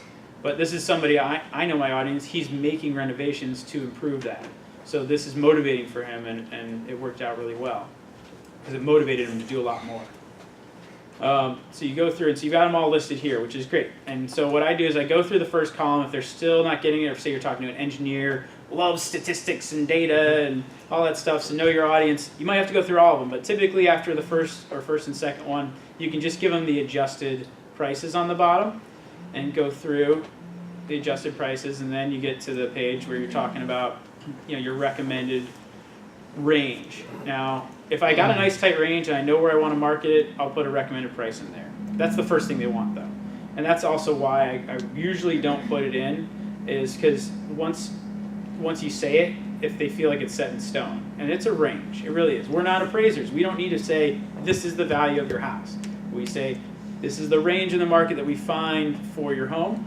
And so oftentimes I don't put a recommended one in there, and so we discuss it, and then they feel like they get control because they get to pick somewhere in that range, and also know what they were expecting. So if what they're expecting is way off, this probably won't go over as well, and you might not end up listing this house, but you tell them the truth, and sometimes they adjust or come close enough that you can give them my last piece I printed off this morning, how the market is likely to react to the listing price of your home. So this is one of Dave Hopkins' most valuable sheets, and should be included when you do the listing presentation. If you know that their value expectations are significantly higher than what you're finding, but you still want the business, say they're a great person, they'll be a great source of referrals, it would be worth it if you had to market the home for a couple months knowing that it was way overvalued, especially now when you're going into an increasing price selling season. So it's going to get sold most likely if you're close. But this tells you 0 showings first 2 weeks on the market indicates listing price is at least 3 to 5% or greater than market value. You should reduce the price by 3 to 5% no later than 2 weeks after listed. Okay? 2 to 3 plus showings in a week, and an offer after 8 showings. Indicates listing price pretty close to value. Should generate 1 to 2 offers every 8 to 10 or so showings priced correctly. 2 to 3 showings a week, no offers. Okay, so you're probably just outside. You're getting showings, but just outside. So this is a really great tool, and this isn't really what we're focused on. We're focused on the CMA, but to set those expectations, manage those expectations by giving them this. You're chipping away at what they think their most perfect, valuable asset, their lovely home that they've loved and lived in for years, what they think it's worth. So you have to start chipping away at that typically, and these are the tools that allow you to do that, because it's not always coming from you. The sheet of paper is telling you why your house isn't selling, or the market data is telling you where your price point is. So they're very helpful, and they go hand in hand. So all right, I'm going to show you another difficult one here a little bit, and then I'll jump into yours and see what I can do. So this one is Nottoway Lane. So this is for a potential client, buyer, seller, been working with for about 8 months now.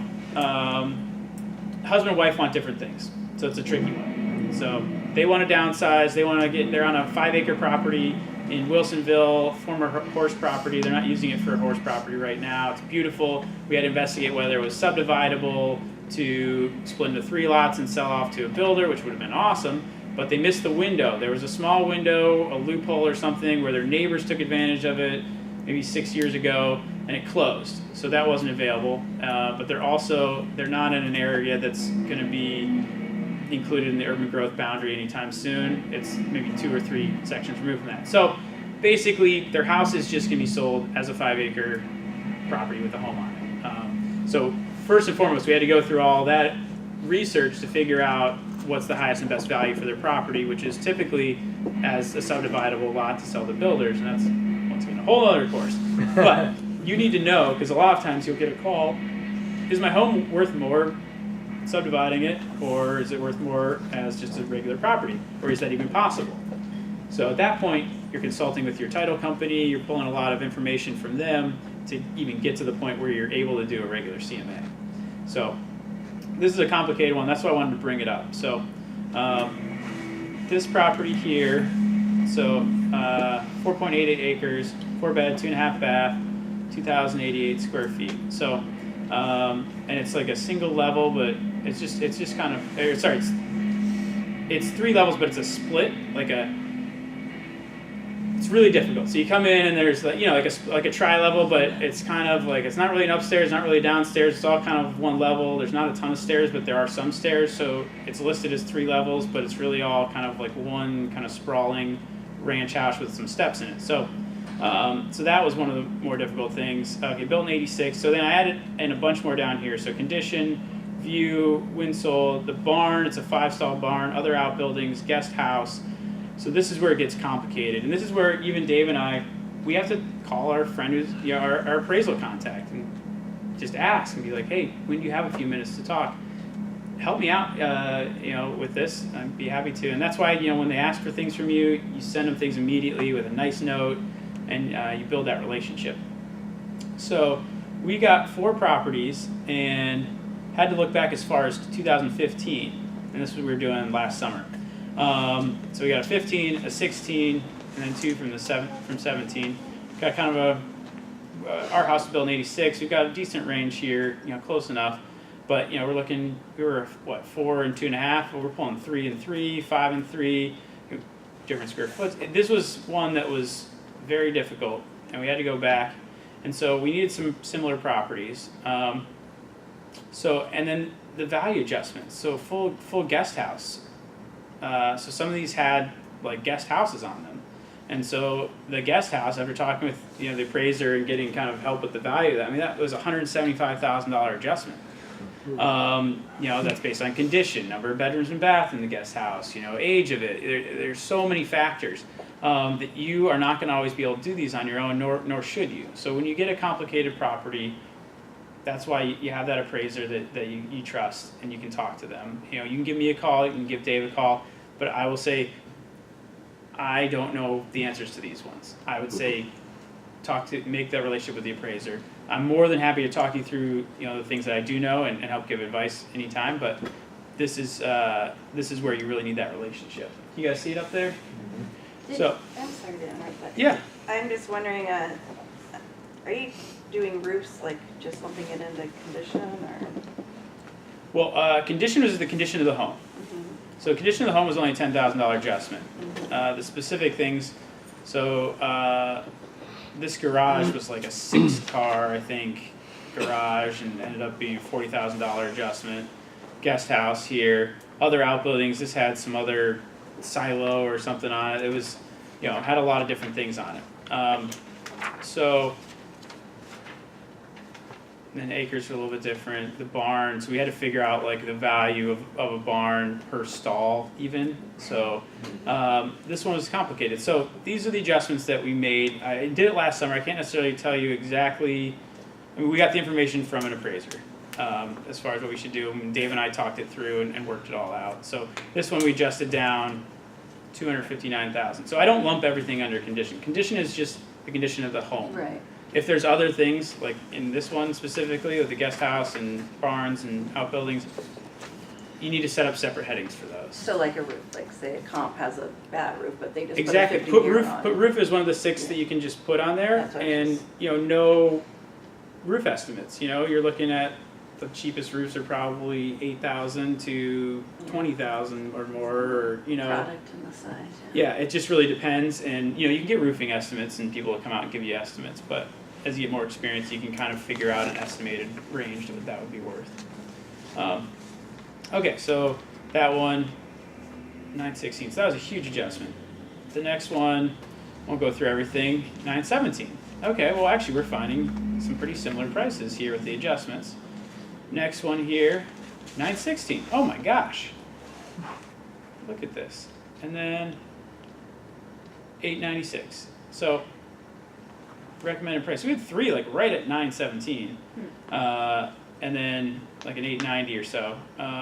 So actually, this is one where we put the price in because we wanted to target to sell it would be marketing under 900,000.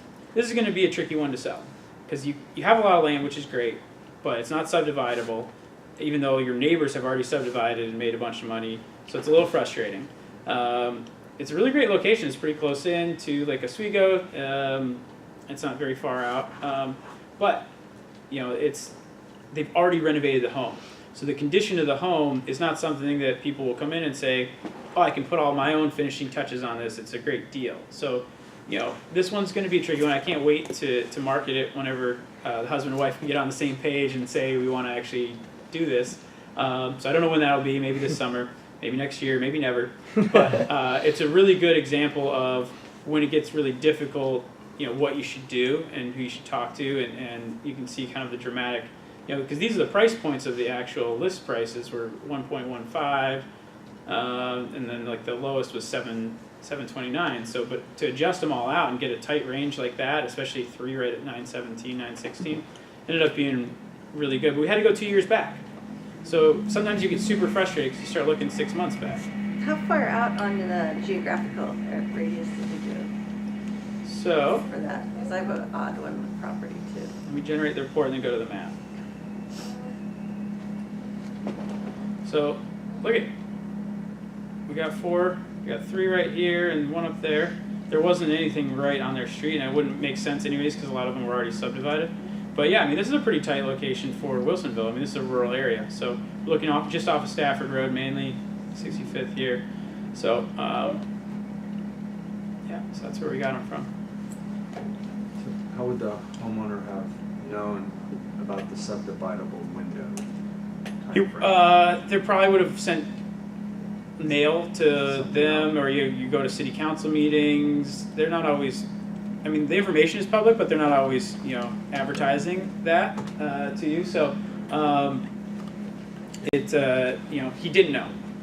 It was a Measure 3749 thing that you don't have. You would get a builder's developer packet, and it would tell you. Yeah, so that's what we did. We found out that they missed the window for that, and that, you know, zoning wise and where they are with the urban growth boundary, there's like urban reserve, which is the next set to be pulled in, and then there's another urban designation. They were like literally in like a blank zone that was outside of even the reserve. And so, you know, it's, you know, sometimes if they're in the reserve, you can say, hey, maybe wait 3 years, or know when they're going to vote on it, and you could make them 4 times the amount of money for their home just by being pulled into their urban growth boundary, and it changes, you know, what they can do on their property and sell it to a builder.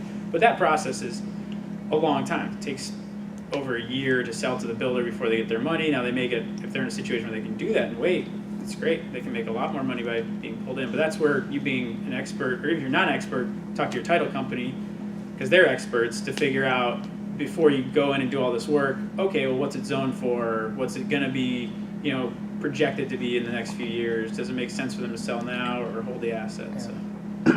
Yeah, that's why it's important to get a trio also when you take a listing. Yeah, yeah. So that's this one here. Now, all right. So I will do my best here. So I'm being challenged with an address. So, well, let's first of all, let's just go here. Let's just see how long ago it was listed and what kind of information there is, if it is. CAMBRIDG.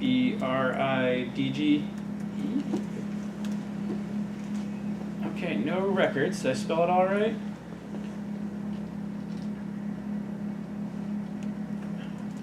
Let's just do that. Okay. So you're saying it hasn't been listed in a long time? Okay, so we'll pull up some text. For whatever reason, when I type that an address in, and it doesn't always pop up, and then I'll go type it in the street address, the tax address, and it'll work. Not sure why, but Well, if it hasn't been on the market for so long. Yeah. then Yeah. MLS doesn't have the record of it. yeah, it's strange that why would it? I guess it would just be Just the pulling the tax tax. It'd just be records, pulling the yeah. tax Yeah. records. Huh? Right. All right. So The second one. the second one. Okay, so that was under tax records. So built 1970. So this is something that's important. So when you're doing for listings, you're not going to have a readily available MLS file that has a lot of this information already. So you have to go and find it.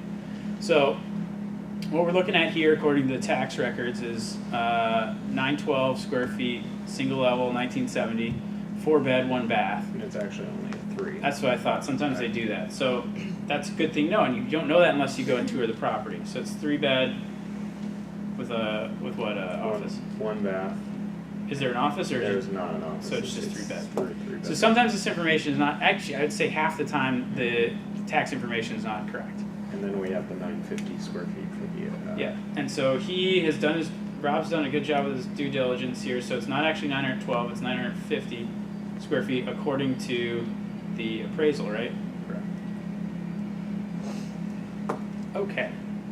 So I think I can. Okay, so I copied that, and I'm gonna go into. Appraisal from when it was listed a long time ago, or From refinance. refi? 6 or 7 It's years good ago. to have that. Okay, so I pulled up my CMA profile. So you click on add a new CMA profile. Okay, profile name. 20 Southwest Cambridge Drive. Okay, select contact. So I'm going to select myself.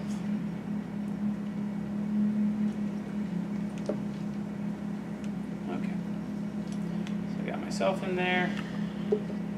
Save and next. So you're obviously going to create a new contact with them, or if you already have them as a contact, just put it in there. Okay, so subject property, click on. So the easiest thing, auto-populate the address.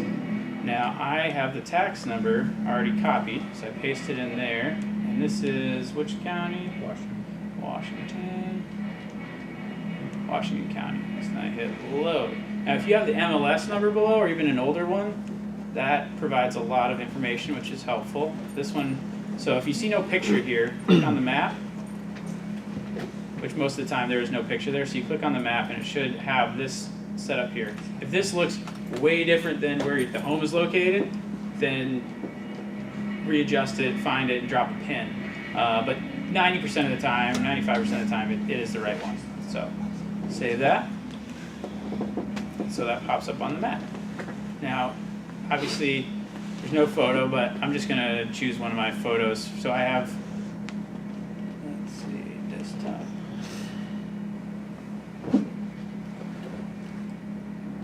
Oh, this is your desktop, so it's not going to have my photos. Sorry, I'm on Tyler's computer. I was like, this is interesting. What do you got in here? Okay, now I'll get out of here. Okay, so we'll go no photo for right now. But you always want to have a photo, so that's why you take it with your phone. And so if there's no photos out there, you have at least a usable photo. It doesn't have to be perfect, but iPhones or regular phones take pretty good pictures. And you can just find it in your computer and put it on there. And you hit the upload button. Okay, so hit this little button, save. So it says saved up there, you see that? It's an older program. It doesn't automate things, so sometimes if you don't hit that, things will disappear. Sometimes you hit next, it saves automatically, but just to be aware, if you close it, I always hit save before I make any moves. So you can either hit the next button to go to the next, or you can click up here on the heading. So features. Okay, so total square feet, we know this because you got it from the appraisal, 950. Acreage, so I saved this in the other tab so I can look back. Let's see, so 0.16. Okay, it's a 1 bathroom, 3-bed. Okay, so does it have a fireplace? No. Okay, well some of them might, so I'll check that. Does it have a garage? Yes. Okay. Is it attached? Yes, attached single car. It's a single car, it's good to know how many. Yep. Okay, I don't really mess with a lot of these. We know it's single level, so This one, the low high school might matter because you Okay. have the lines redrawing around there due to south. okay. So know when there's school redistricting, or Like in the Bethany area, there's a new school going in there, and everybody wants to be there, and so that's a little bit more value. I don't know how much value that is necessarily. I don't know if we have one on there, but that would be a really good question for the appraiser that you make friends with. Is school values, things like that. Now you can always look at the schools and see if they're a 10, an 8, a 6, and make an opinion of value there yourself. If I was a parent, I'm looking to buy in one of these places, how much would that be worth to me? Put yourself in the client's shoes. So we know this is main square footage, so 950 is the main square footage. We don't need to do multiple levels because we're only going to be looking at single levels because we want our comps to be what? As close as possible. As close as possible. Great call. Yes, that is correct. You don't need to put property type in because we're not going to look at any condos or townhomes, but year built, yeah, that is important. This one was built in 1970. Yep. So put that in. Now the 3 features I always put in are what? Condition. What else? Location. Location. And Alex, what's the last one? Time when sold. When sold. And we all know the formula for figuring that out, I'm sure. No one will call me and ask me what that is. Feel free to call me and ask me. Was there any other specific features that you want me to add in here? No, we're covered on condition. Okay, so if something pops up during the course of finding them, and feel free, if you got to go to 11, it's okay to go. If you want to stay and see where this takes us, then stay. I gotta go meet someone at All right. my property. So My cousin's save that now, getting a drone. comparables. Oh, Okay, so now here's where I got to go find the comparables. So, actually I'm going to look at the map and make sure. So if you looked at a map, you could tell me exactly where it is. So 160 Farmington? Okay. Yeah, that's right. Okay, so what I'm going to do is I'm going to do, for this case, I like doing a map search. So I go to map search here, and it starts you off somewhere north Portland sometimes, or, oh, you were looking like Oswego. Great. So can I was looking. There we go. Clear this out. Okay, so we're going over to, so we're going to Aloha, and we're going to 160th in Farmington. So there's 160th in Farmington. Actually, nice, good cross streets there. So let's zoom in a little bit. And it was kind of like right there, correct? Other side. It was over here? Over here. Actually, you're right. Yeah, it's right over here. So it's like right about there. So, do you want to go north of TV Highway or do you want to stay south of TV Highway? You should be okay. Just doing a nice little. Can we just do a square circle? in between? Yeah, a circle. Yeah, I can do a circle. I can do a rectangle. Like, do you want any properties from? Probably not. Yeah, I didn't think so. So doing a circle wouldn't be as good. So I like to do polygon because you can just keep drawing. How far west do you want to go? Probably to 185th. Okay, so I think this is about 185th right here. So we'll go start there. How far south do you want to go? That's good. Right there. Let's go. You want to go to Murray? Probably that's a little too far. Too far. Okay, so we'll go short of Murray. And we'll draw up to There here. you go. And then you go all the way to this little square and you click in it. And that finishes it. And Click at each corner. Yeah, you click at each corner. And I do the polygon because sometimes you need more than just the rectangle. And then you hit finish. Make sure you hit finish. So now I got my space there. Great. So, all right, scroll down here. I'm just looking for residential. And I'm looking for more pending and sold. I'm not looking for active right now, but it's good to know the actives. And we'll see. I'm not looking in the 1 million to 2 million, so we will change that. What would you say would be a good price range for the homes that you're thinking of in the area? 225 to 325. Okay, so we'll go 225. Start at 225. Actually, I'll do a little bit broader. So I'll go 200 to 350. 350. Because That's fine. okay, so you don't want your expectations to necessarily affect you. You want to be a little. You start broad. Okay, so then I go 6 months back. Is usually where I start. Okay, so 6 months back, pending and sold. I'll keep active selected just so you can see what's on the market, but you're not usually pulling actives in. Okay, and so I want as close to my subject property. So you got 3 bedrooms. I'm going to put 2 to 4 bedrooms just to cover that. Acreage though, It's 16 hundredths of an acre, so I'm gonna go up to, let's say, that range, so a tenth to a third. Year built, so these are 70s. Let's start 1960 to 1980. Get a 10-year on each side, see how that looks. Now, do you want to only look, well, let's see where this is right now. So I'm only looking at detached single family. I only want 1 stories.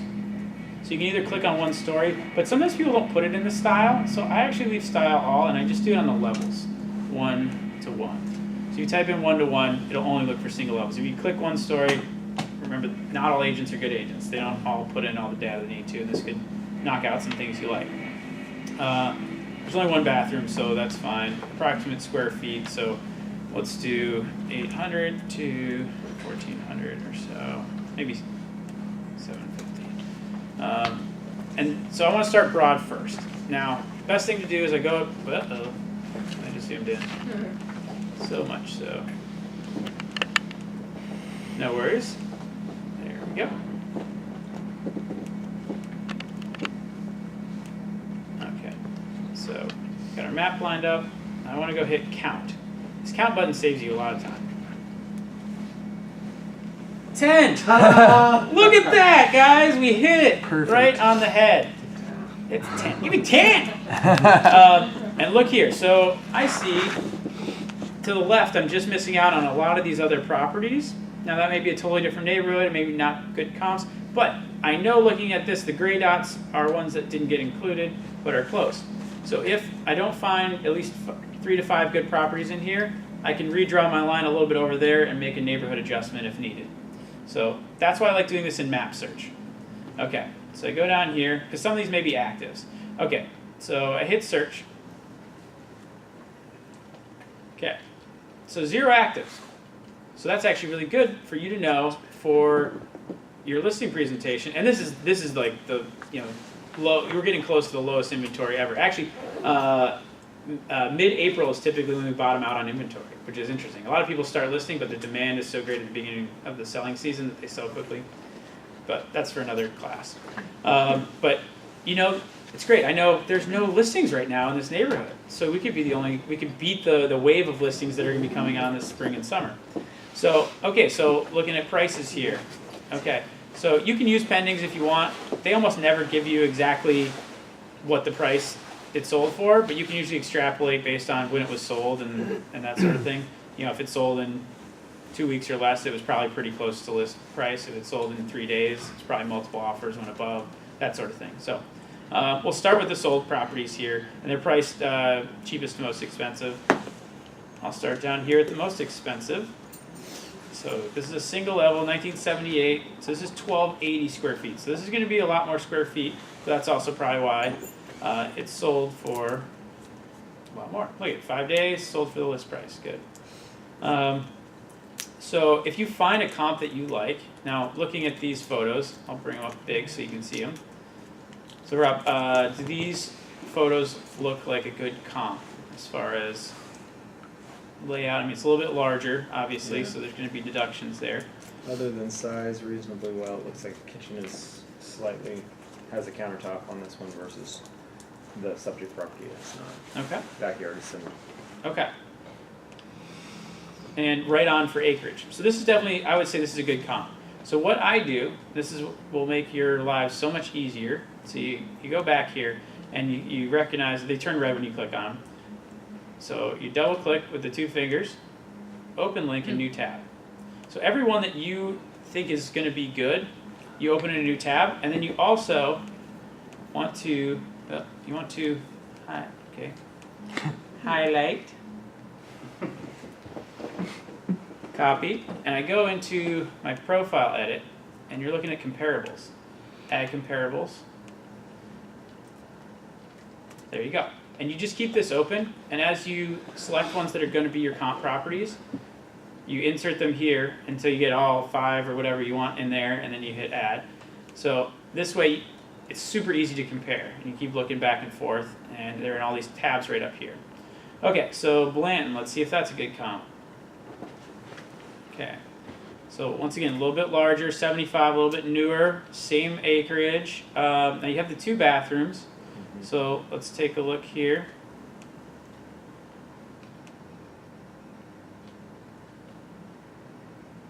Okay. So you've been in the house. Does this look like it would be a good comparable? This one's superior. This one's Condition. superior condition, okay? So you're understanding that you're going to have some deductions on this one, superior condition. But that's okay. I mean, we've got 7 sold comps here, so do you want to add this one or do you want to wait? This one's reasonable. This one's reasonable. Okay, great. So I'm going to, it's a little bit easier to copy and paste it. So I'm going to copy it from there. Remember, you go back to here and you want to open it in a new window, or a new tab, so it's up there. Go here. For what reason? When we get to condition and comparing to the subject property, they're all right here, so you can go back and forth without having to close everything out. We'll see you. Okay, so keep going through here. So this one's closer to size, so this is 1,086. Okay. Let's see. Do we think this is a good comparison property? This is getting. Yeah, that one has been renovated. So you got renovated kitchen. Yeah, some renovations in there. Yeah. Yeah. So, you know, this is a good one. This has also been renovated. So, so once again, I will here open it in a new tab. And then copy. You gotta separate these by commas. Okay.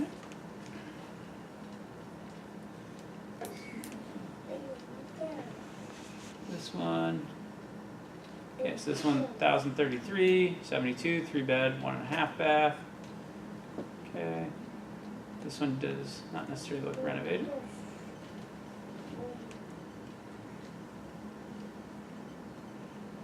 Is this getting more closer to the condition of the home? It's closer.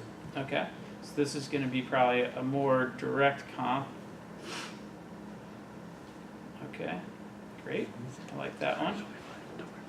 Okay.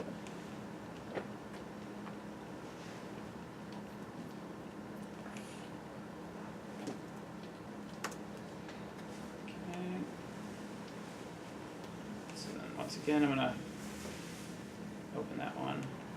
Jumping around on me. And new tab. And what's going to happen is we may eliminate one of those top end ones because they're a little bit bigger and the adjustments are going to be greater and they're already renovated. So, but it just kind of depends. Oh, this is a good note. Multiple offers received and things like that, so you can kind of take into consideration. Okay, so this is a little bit larger. So there's going to be a $10,000 adjustment there. Age is good. 3-bedroom, 1-bath is good. Let's see what this looks like.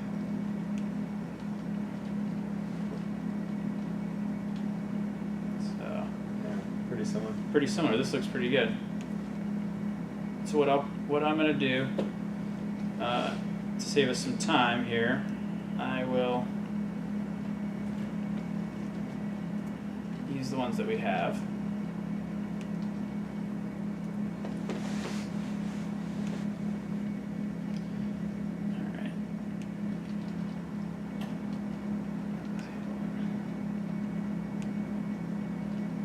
Okay, but here, these are actually better comps. So I'm going to probably eliminate, this one is a Beaverton address, Yeah. and but they're all in the same neighborhood. It's interesting. So these are probably going to be better direct comps, but let's see. I got not a lot of photos to look at, but looks like they stopped in the middle of a renovation or something. Right. So you said you don't have countertops in yours, so this might actually be pretty close, but that's hard to do a comparison with. Right. Even though it's also a flag lot, which would be an adjustment. This is 3-bed, 1-bath, 78. It's a fixer. Auction property. Yeah, auction property. Yeah, I'm not gonna mess with that. How are flag lots generally viewed in the marketplace? Negative $10,000 to $20,000 Because because of lack of privacy, of no curbside appeal. Yeah, so they are. It significantly impacts the value. It's more private though. Not necessarily, because It depends, and It it's all depends. subjective, and your buyer may like it better or not. Okay, so let's look at this one. Okay, so homes estate, cash offers only, do not disturb tenant. This isn't a good comp. Those aren't good comps. Even though they're closer to the house, I can't do any comparison off of that. Now some of these pending ones might be good comps, but we got a good group in there so that of sold. So we have 5 sold ones in there. So I'm going to go ahead and hit add. Okay, so I've got them here. Now which of these did we think was the best comp? Was it the Blanton or the Hamlin? No, I think it was the Blanton we thought was the best, right? Yeah. Okay, so let's see next. Okay. Dustin, bank owned and foreclosures, anything, would you use those as I comps? don't. Unless I have to. I just don't, because it's so hard. I don't work with those clients. I don't know those types of property. I don't want to go into a whole arena that I don't have any knowledge of necessarily. So unless it's 100% necessary, I want marketed to the full audience on RMLS and able to see everything and feel comfortable with that. Now, did you like the Hamlin property as well? That one was okay. I thought that one was pretty good too. Okay, so there we go. So we got 2 that are closer to our comps up here at the top. There we go, Hamlin, because that was 3-bed, 1-bath. Okay, so we got those ordered. Then we're gonna go into adjustments. Okay, so adjustments here. So acreage adjustments, 0. Bathroom. So at this price point, we'll see you later. Thanks for coming. So, so bathrooms at this price point, I'm going to use the lower end, so $37.50 for half bath. So Is that what the .1 is? yeah, so 0.1 means a half bath Okay. in RMLS. So just so you're aware what that means. So do I go? Is this a positive or a negative adjustment to go from 1.5 baths to 1 bath? It has, the comparable has more, so we subtract. Yes. Brilliant. It's exactly the opposite. Brilliant. Okay. There we go. Okay, so nothing there.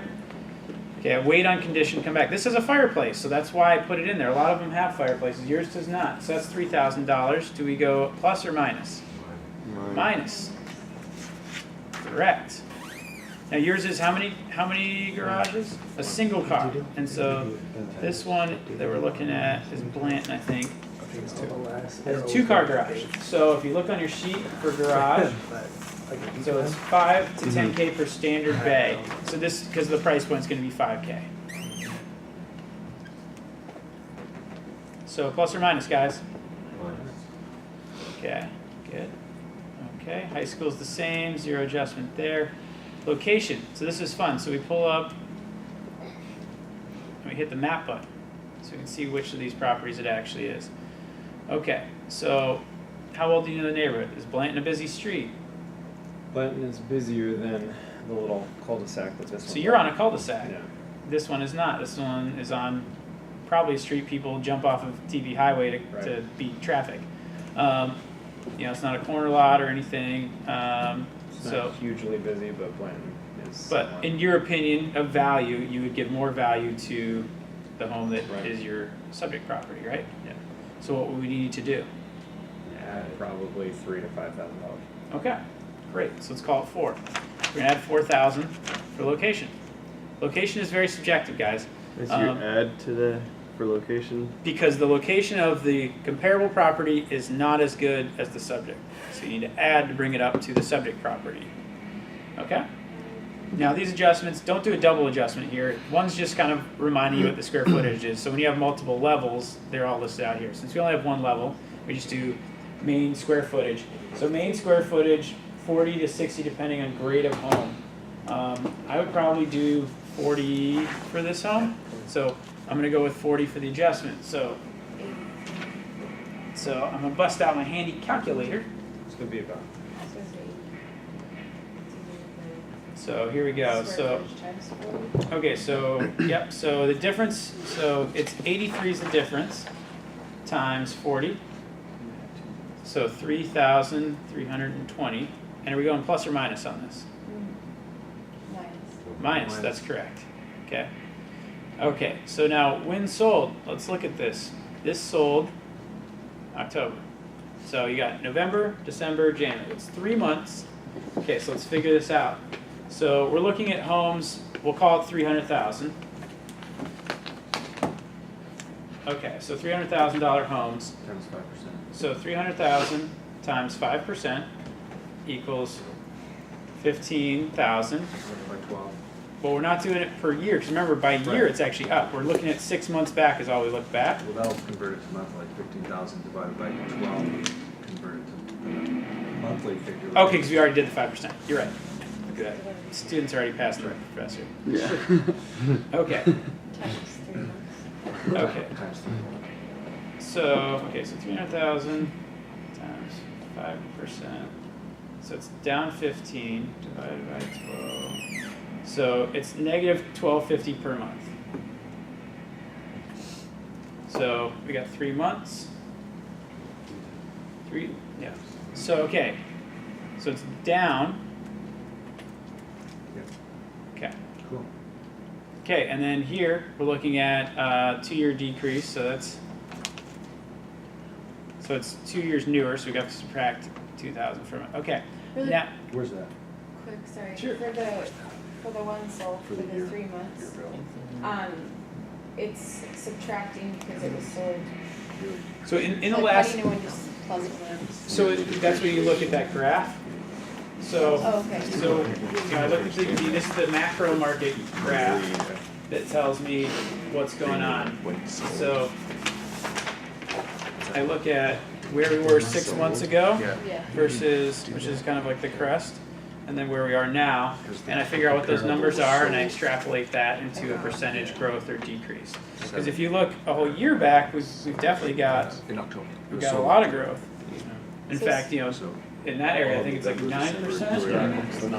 Yeah. Yeah, but the thing is, all that growth was up until July, and then it was decreasing. So if all of our comps are from July until now, we can't look at it that way because the last 6 months have been decreasing.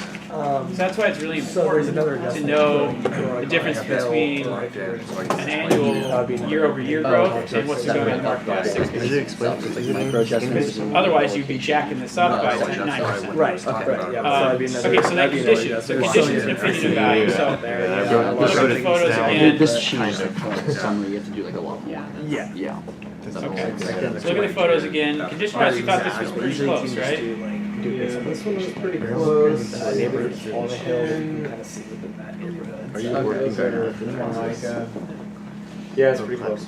Yeah, so kitchen countertops, cabinets, flooring, things like that, those are all big ticket items and big, kind of value adjustment items. So it's, when you're looking through pictures, pay attention to that stuff. To the bathroom. So the bathroom of the subject property is renovated. Okay, I wouldn't say a high-end renovation, but it was reasonable quality for what it is. okay. So, So maybe the subject property gets, say, and 5,000. it does have a central HVAC system versus this is baseboard heating. Okay, so that would be another 3,500. So, so we'll call it 8,500. That we got to bring it That up. works. Okay. So we can put that all under condition, or if you want to separate out the heating system, you can. But for ease of use, we're going to do it right here. So it's going to go up 8,500 because the subject property is better. So that brings our adjustments to negative 8,320. So your first comp comes in at 286.6, so call it 287. Hit the save button, go on to the next one. So we're going to get a range for you here by doing this. Okay, so plus or minus 10,000. Minus. Okay. Okay, bathrooms are the same. Same. Come back to condition, fireplace. Doesn't have it, minus 3,000. So garage, I think this was a one car, right? Yeah, it's a one car. Great, so that's the same. Okay, this is Aloha Mountainside. So are they going Mountainside or Aloha? Well, the subject property is low. So Mountainside's better. Mountainside is certainly better. But it says both of them. Right. How do we know what the truth We is. pulled the school district. Yeah. So when there's two listed, it can be confusing because this isn't a very small neighborhood grouping that we pulled. So that's something you're gonna want to investigate. Let's just say that they're both Aloha for ease right now. This So one is a lot too. yeah, so we'll just say everything's Aloha for now. So we're not gonna adjust that because I have no idea what you would do for that adjustment, but or to even confirm that they're really going there. And that's another thing that we have that disclosure that SUMA created that says about the property, school district, the lines can be redrawn, that we're not liable for that, you do your own diligence, and also the property taxes. So that was a good sheet that SUMA came up with, because that can really affect whether people want to go there. So you should find out, but make sure your clients are also finding out. So, all right, so right here we got 150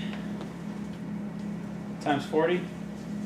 So we got to bring it down 6,000. Okay, this is 1,000. Okay, so when sold, this one was a month earlier, so 4 months. 4 months 450 times 4. times 4, that's 5,000. Okay, location. As you can see, like, this takes time. And it's important that you schedule enough time to do this. So location, cul-de-sac, same as your other one. Good, okay. I think How it can is you a tell so flag lot quickly it's a down, cul-de-sac? What's up? How can you tell so quickly it's a cul-de-sac? See this circle? Can you see it up there? There's, Oh. it's not, well, you can look at my computer. There's a circle Okay. right there, so that means a cul-de-sac. It's not a flag lot though. Okay. It's just on the right side of the cul-de-sac. You can see the lines clearly on this, so. Okay, so location's gonna be the same. So no adjustment there. Okay, condition. So, condition on this one, so I think this one is in the process of renovating, right? Or no, this one was not renovated either. So, got those tile countertops, I think kitchen's about the same, okay. but the bathroom. Your bathroom's probably gonna be nicer. Yeah, probably a little nicer. Baseboard heating. So maybe another 8,500, you think, or more? Yeah, probably about the same. $8,500. Yeah. I'm gonna give it 10. Yeah, I'm gonna give it 10 on this one. So, add 10 to the value. Okay, so what's that bring us up to? Okay, 15,000 adjustments to 278.5, so 279. So we've got a 279, and we've got 287, so that's good. We're still in range. So this one was one of the more expensive ones, but nice zero there. Bathroom's going to be that's a full bathroom, so that's going to be 3,500? yeah, on the lower end. So that would be 5. we'll do 5. Actually, it's supposed to be 7. Oh, is Yeah, it? 7.5 for full. Okay, bedroom 0. Fireplaces attached. This one had 2-car. Yep, 2-car.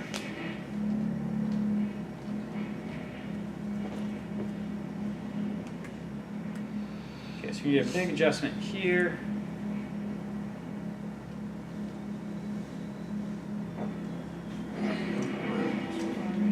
So 13,200. And $8,000 adjustment here. Sold to December, so really January, so you got 1 month. Okay. Location.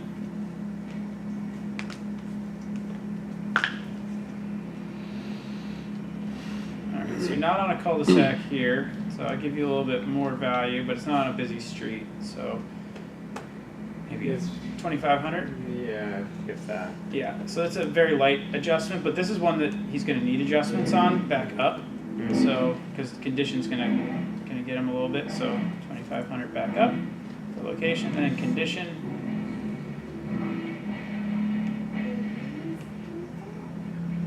2,500 is based on. A cul-de-sac is more preferable than not being on a cul-de-sac for your majority of buyers, which are typically But where does that number? Is there a cul-de-sac on here? Is there on the adjustment sheet? I don't think there's a cul-de-sac on there. Busy roads are 10,000 to 30,000. It's just that's more of an opinion of value. A cul-de-sac, you're just never gonna have any through traffic. Right. Yeah. Yeah. So it's not, it 2,500 generally speaking, adjustment for, it depends on the price point of the home you're looking at too. But yeah, for a cul-de-sac, I'd say 2,500 to 5,000. Now, if the other house is on like a very busy street, then you're looking in the 10 to 30,000. And just into the location Yeah. adjustment? Yeah. Wow. Okay, so this one here, let's see. I believe this one had an updated countertop. Yeah, it looks like that's a slab countertop. Yeah. Totally slab. It's still, that's a slab too, but it's still kind of older features. Yeah. Two baths. So looking at this one, I would probably put it at about 10,000 an adjustment, because even though it's slab, the features are a little bit older. It's all the old wood trim. And the carpet, it doesn't look new. It looks just like they cleaned it. But you do It got, looks like laminate. yeah. So on first glance, I thought it was nicer, but when you get into it and you study it a little bit more, yeah, I'd say probably about 10,000 back down in The adjustment. subject house has original wood floors. Oh, see, that's nice.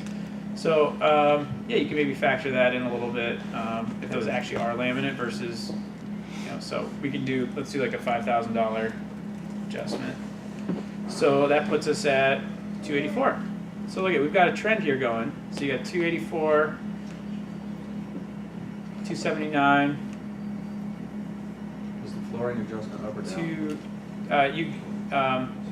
it goes up floor. His wood floors are better than laminate or manufactured wood. It's close, but I thought you put it as, it minus. still brought it down because of the other conditions. So you have pluses and minuses throughout the house. So in your mind, you make an opinion of value there. So okay, so we've got 3 here. So I'm gonna go ahead with just the 3 we have right now to save time. And so what was our range again? It was 279 to 287. Great. So Small range. 279 to 286. Okay, this is really tight. We can pick a price here, obviously, in that because it's less than 10,000. So, where do you think you want to market this home? Probably 285. 285. It's a good call. It's a 285. Okay. Great. So got That was those so on. quick. Yeah. So, no- Anything under 3. Yeah. So normally I would have done the other 2, but I felt like we've got 3 that have a good price point.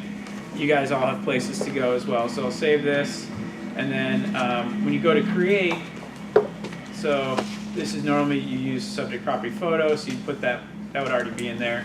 Then you do some descriptive features about the place here, and content. You go here. I don't really do anything here with the content, but make sure you have like your front page all set up for you. And this, I don't do table of contents, that optional page. I don't do summary, and I don't do this stuff at the end. So basically, I check, and this is listed in your information. I check these 5: cover page, comps, map, adjustments, and pricing your home. So put on this one, save. Then I go to generate report. And normally there'd be a nice picture there. And when you do the recommended price, it pops up on the front here. So make sure you feel comfortable about that. If you don't, and you just do the range and you don't call a recommended price, it doesn't put it on the front. And so then you can talk about it, especially if you know you're way off from where they thought it would be. Does it put the range there if you don't put No, it? it populates on a later page because that's the first thing they want. And so if you know that they're not going to be happy necessarily, or that they're you don't want to just, because then they stop listening to you. So if you know it's outside of their range, don't put a price in there, and it won't be on the front page, and then they have to listen to you to go through all the hard work you did, and then it might chip away a little bit on their expectations, seeing the other properties before you give them your recommendation for the range. So there we go, and the maps out the properties here around you, so they can see you're looking in the right neighborhood, and we've already been through a couple of these, so where we got those. So I just adjusted the first three. We got a nice range, 285. Yeah, that's in a price point that typically will sell really well, under 300, especially if you can get it so it qualifies for FHA. Hope you get the listing. But I can email this to you, and I'll make the I can make the adjustments on the other two here if you'd like, or I can just email it as is. Great. All right. Any other questions? I don't know. Thank you, Dustin. Yeah, my Thank you pleasure. so much, Dustin. Yeah. Very helpful. All right.